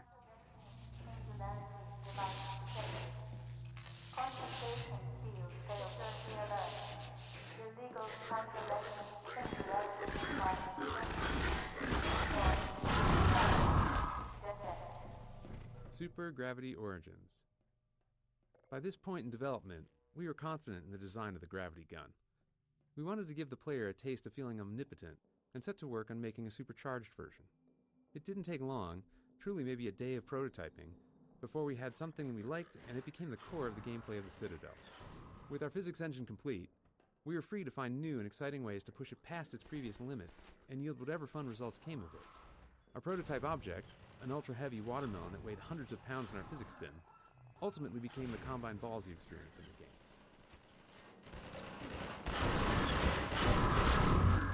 Dissolved weapons. All the Combine's weapons were set to dissolve after the Combine soldier was ragdolled with a gravity gun for 2 reasons. 1, so players wouldn't pick them up and use them, but also to improve the performance in these maps. Additionally, a ragdoll manager was added that would remove the fallen soldier ragdoll corpses as the player progresses forward.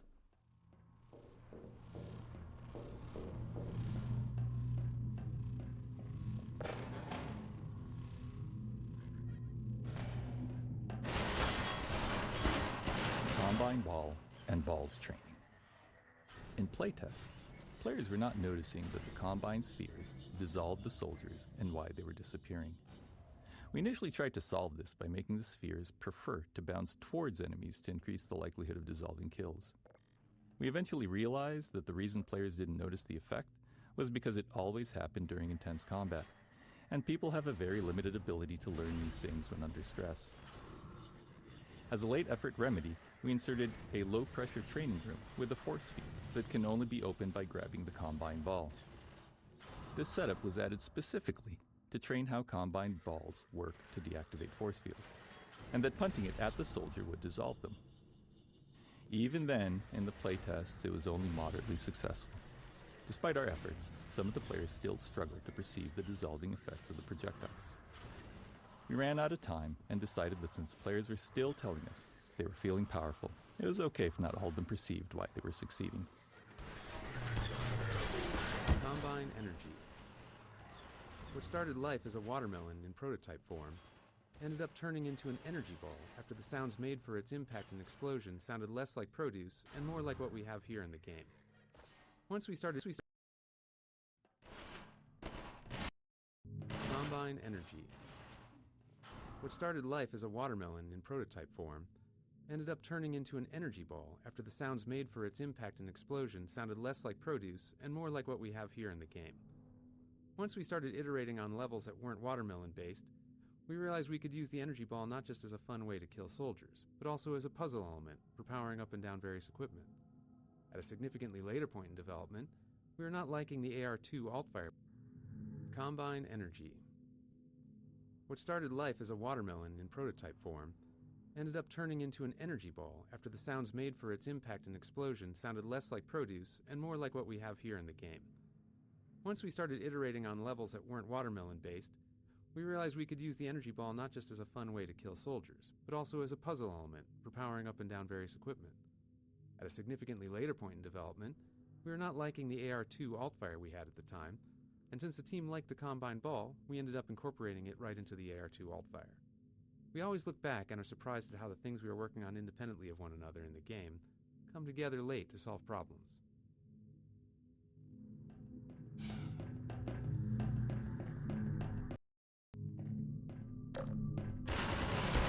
Green monologue. Creative work is never done in a vacuum, as we're all inspired by other things. Green's monologue that appears on the Citadel monitors here got some inspiration from an earlier game we all love, Thief 2, in which the antagonist taunts the player while they're sneaking around. The execution is quite different, but the core inspiration is there. The real heavy lifting, however, what really sells this moment, comes from the performance by the late Robert Culp. His delivery was pitch perfect. He interpreted each of Breen's lines with a subtlety and flair that transformed the character on the page into something truly special. A voice session with Robert Culp was as easy as they come. He'd have the script, the engineer would hit record, and that was about it. The lesson reinforced here is to work with people whose talent exceeds yours, people you're certain to learn from. Don't go in with a fixed idea of how the line should be delivered or how a certain moment should play out, but instead collaborate with talented people and go into it trusting they'll make it even better.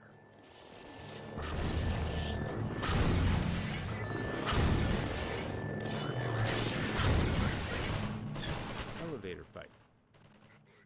Even though we wanted the player to feel all-powerful, we couldn't resist the temptation of adding a tough fight at the elevator shaft. The battle waiting for the arrival of the elevator here ended up being somewhat more difficult than originally envisioned for this part of the game.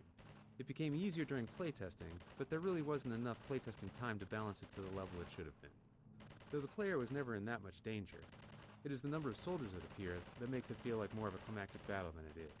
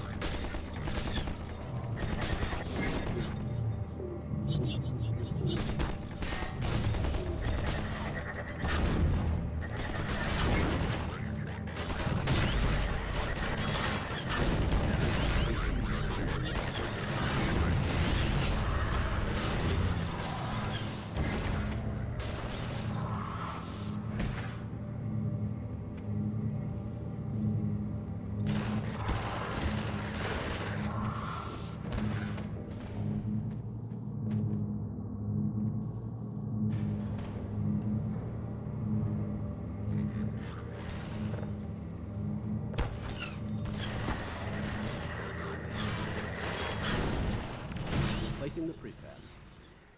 The Combine energy balls are a relatively simple setup, with a force field holding the perpetually bouncing objects.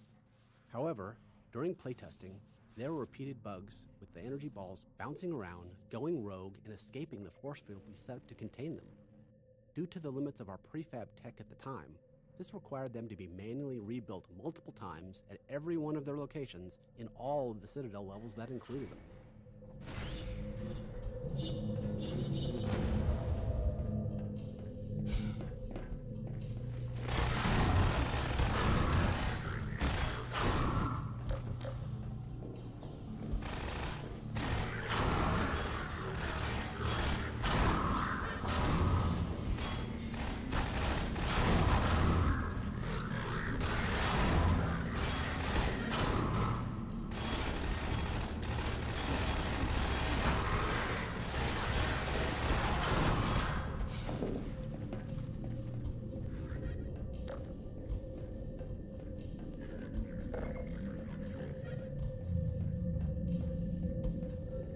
I have laid the foundation for humanity's survival. And not as we have narrowly defined ourselves, but as something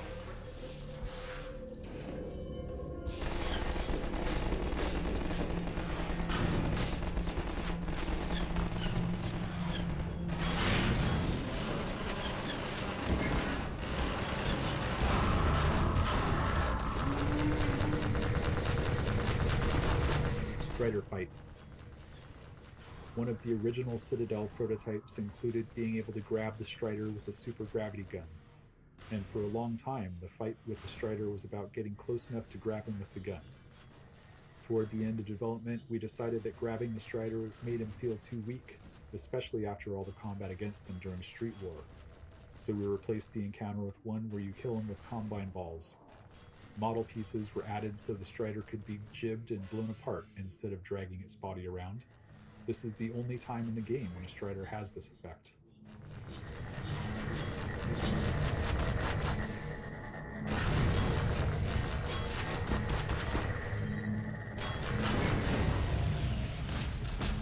Look, Gordon.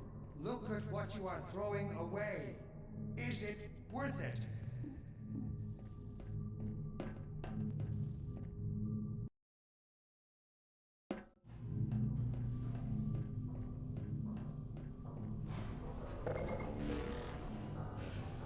Getting in the pod. The pod ascension sequence that starts here necessitated taking full control of the scene and the player view. This is contrary to our usual desire to have the player retain as much control as possible. For this final step, we felt the trade-off was worth it. The player is so powerful at this point that controlling them was difficult, so we had to disable them. We do still have all the characters in the scene talking to the player, keeping them the center of attention. We also were able to provide some narration through the environment along the way. The train ride through the Citadel starting here contains several adversaries that we had art content for but were cut from the main part of the game. From the safety of your cozy pod, you can see the processing of stalkers and a quick glimpse of the crab scent.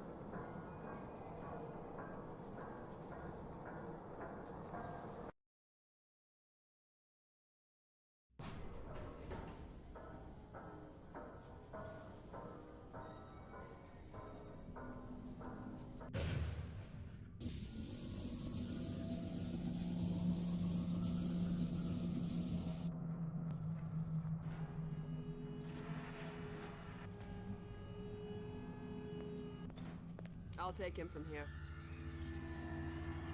Don't struggle. It's no use. Until you're where he wants you, there's nothing you can do. I'm sorry, Gordon.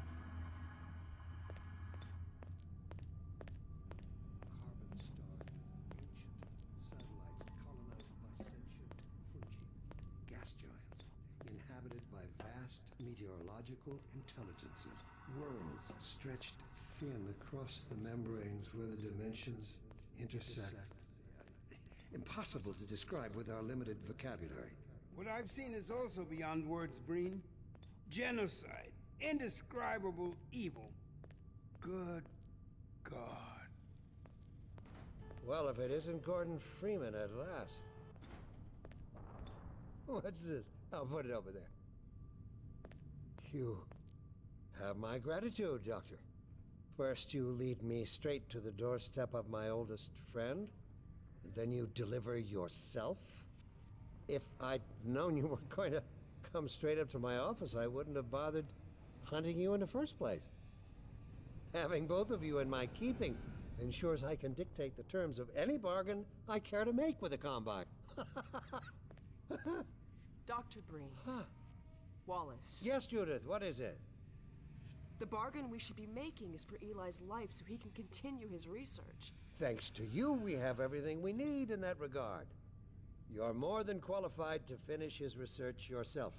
What neither you nor I can do is convince that rabble in the streets to give up their senseless struggle. Yet Eli refuses to speak the words that would save them all. Save them? For what? Eli, if you won't do the right thing for the good of all people, maybe you'll do it for one of them. Alex, honey. Dad. Gordon? God damn you, Breen, you let her go. That's all up to you, my old friend. Will you let your stubborn short-sightedness doom the entire species, or will you give your child the chance her mother never had? How dare you even mention her? Alex, my dear, you have your mother's eyes, but your father's stubborn nature. You haven't seen a bit of it yet. Really? Well, let's see how well it serves you on the far side of a Combine portal. Go ahead, Breen. If that's the worst you can do, send us both through your portal. Oh, it's hardly the worst. But you might find that hard to believe once you get there. It isn't necessary. I agree. It's a total waste. Fortunately, the Resistance has shown it is willing to accept a new leader. And this one has proven to be a fine pawn for those who control him. No! Don't listen to him, Gordon. How about it, Dr. Freeman? Did you realize your contract was open to the highest bidder? Gordon would never make any kind of deal with you. I understand if you don't wish to discuss this in front of your friends. I'll send them on their way, and then we can talk openly. Don't struggle, honey. Dad, I'm so sorry. Alex, sweetheart. Judith, what do you think you're doing? We're doing what I could never do alone. We're stopping you. Yes. Guards, get in here! They know you betrayed them. They'll turn on you. Judith, Dr. Mossman, please! I'm sorry, Wallace. You're all out of time. Don't... Hurry! Dad, hang on! You fool! Watch out, he's gonna... No!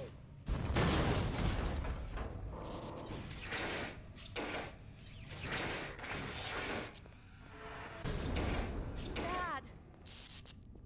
Oh, no. Final scene. Locking the player in a pod for the final confrontation in Breen's office was a bit of a compromise, but it allowed for a focus on the characters that we really couldn't provide elsewhere.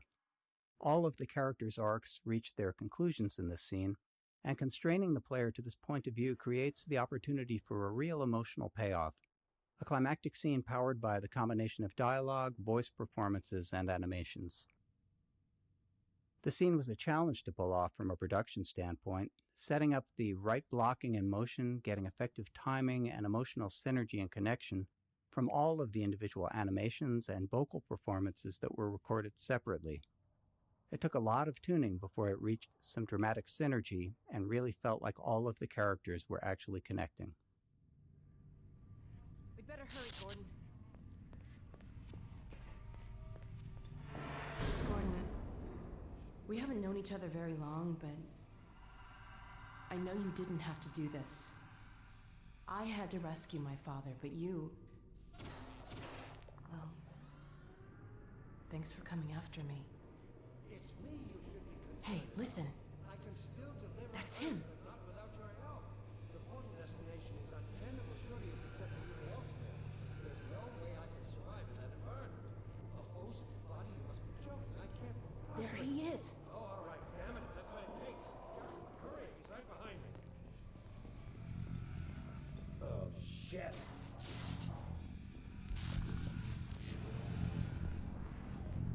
Damn it, not again!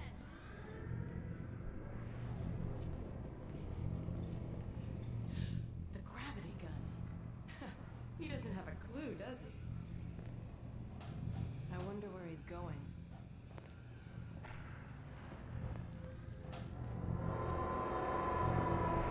Oh my god.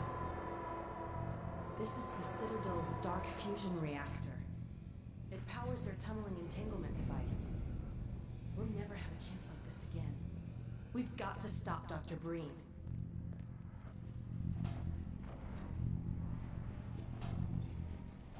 I can't shut it down. Looks like he's turned over control to the other side. You'll have to go into the core and do what you can. Get in the elevator and I'll let you in. Don't forget to charge up your suit. Do your worst, Gordon. But be careful.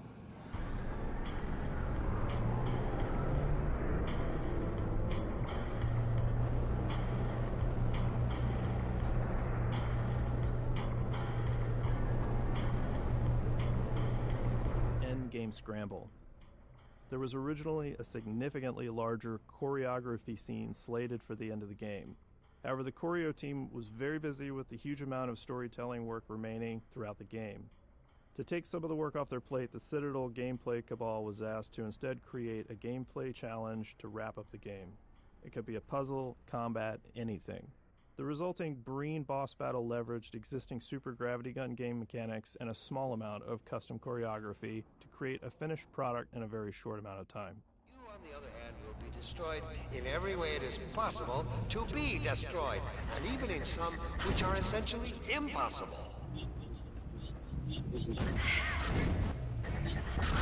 Combine soldiers. I don't know what you can possibly hope to achieve apart from your own annihilation. Don't listen to him, Gordon.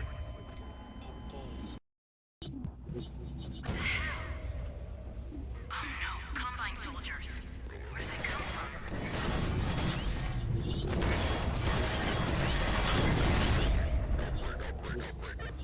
I don't know what you can possibly hope to achieve apart from your own annihilation. Don't listen to him, Gordon.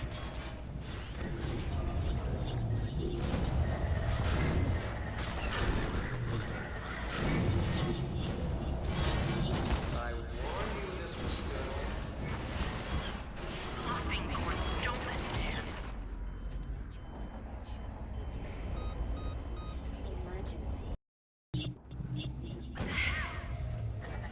Oh no, Combine soldiers. Where do they come from? I don't know what you can possibly hope to achieve apart from your own annihilation. Don't listen to him, Gordon.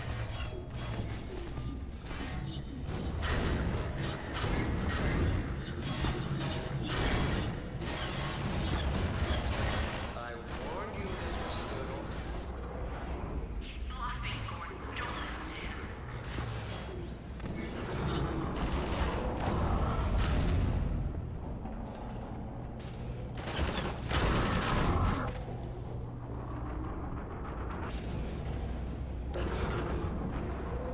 Great. Oh no, Breen started his ascent. Hurry, Gordon, before he escapes.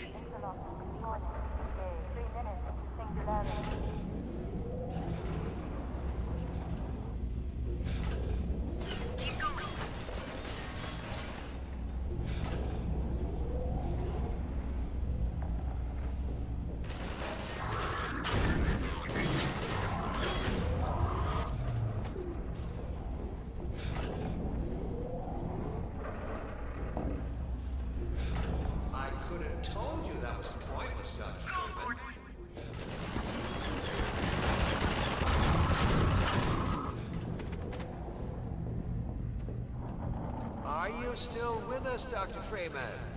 Not for much longer, I think. If only you had harnessed your boundless energy for a useful purpose.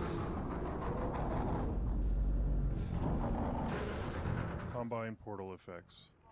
A key part of our development process is the way that any team member can contribute their skills to any part of the game. Once the final battle gameplay was solid, artists and visual effects programmers helped elevate the presentation of the portal to the Combine homeworld and the stop time effect at the very end of the game. A refractive shader similar to what we use for water was used for the Combine portal effect.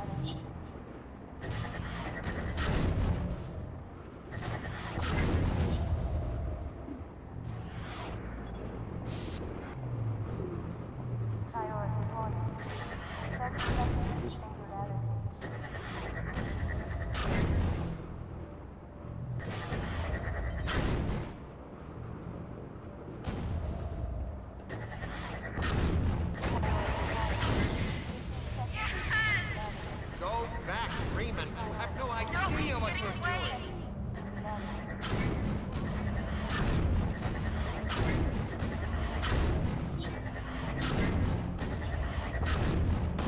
Don't know what you'll unleash.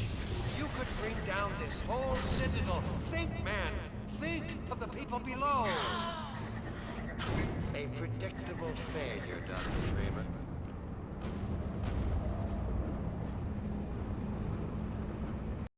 Still with us, Dr. Freeman. Not for much longer, I think. If only you had harnessed your boundless energy for a useful purpose. Combine portal effects. A key part of our development process is the way that any team member can contribute their skills to any part of the game. Once the final battle gameplay was solid, artists and visual effects programmers helped elevate the presentation of the portal to the Combine homeworld and the stop time effect at the very end of the game. A refractive shader similar to what we use for water was used for the Combine portal effect.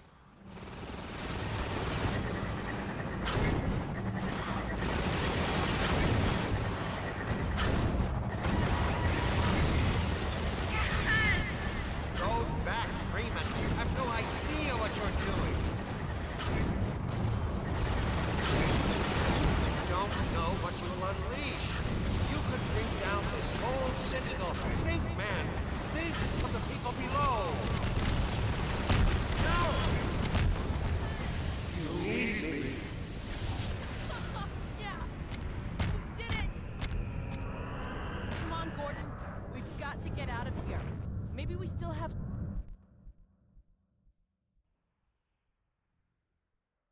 Time, Dr. Freeman? Is it really that time again? It seems as if you only just arrived. You've done a great deal in a small time span. You've done so well, in fact, that I've received some interesting offers for your services. Ordinarily, I wouldn't contemplate them, but these are extraordinary times. Rather than offer you the illusion of free choice, I will take the liberty of choosing for you, if and when your time comes round again. I do apologize for what must seem to you an arbitrary imposition, Dr. Freeman. I trust it will all make sense to you in the course of...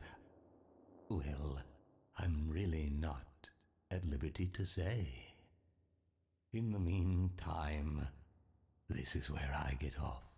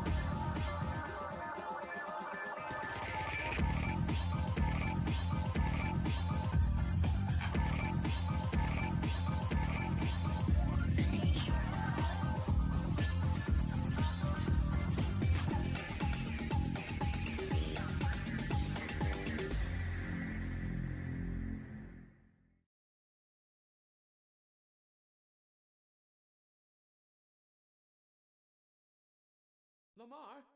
Lamar! Blast that little... Where did she get to?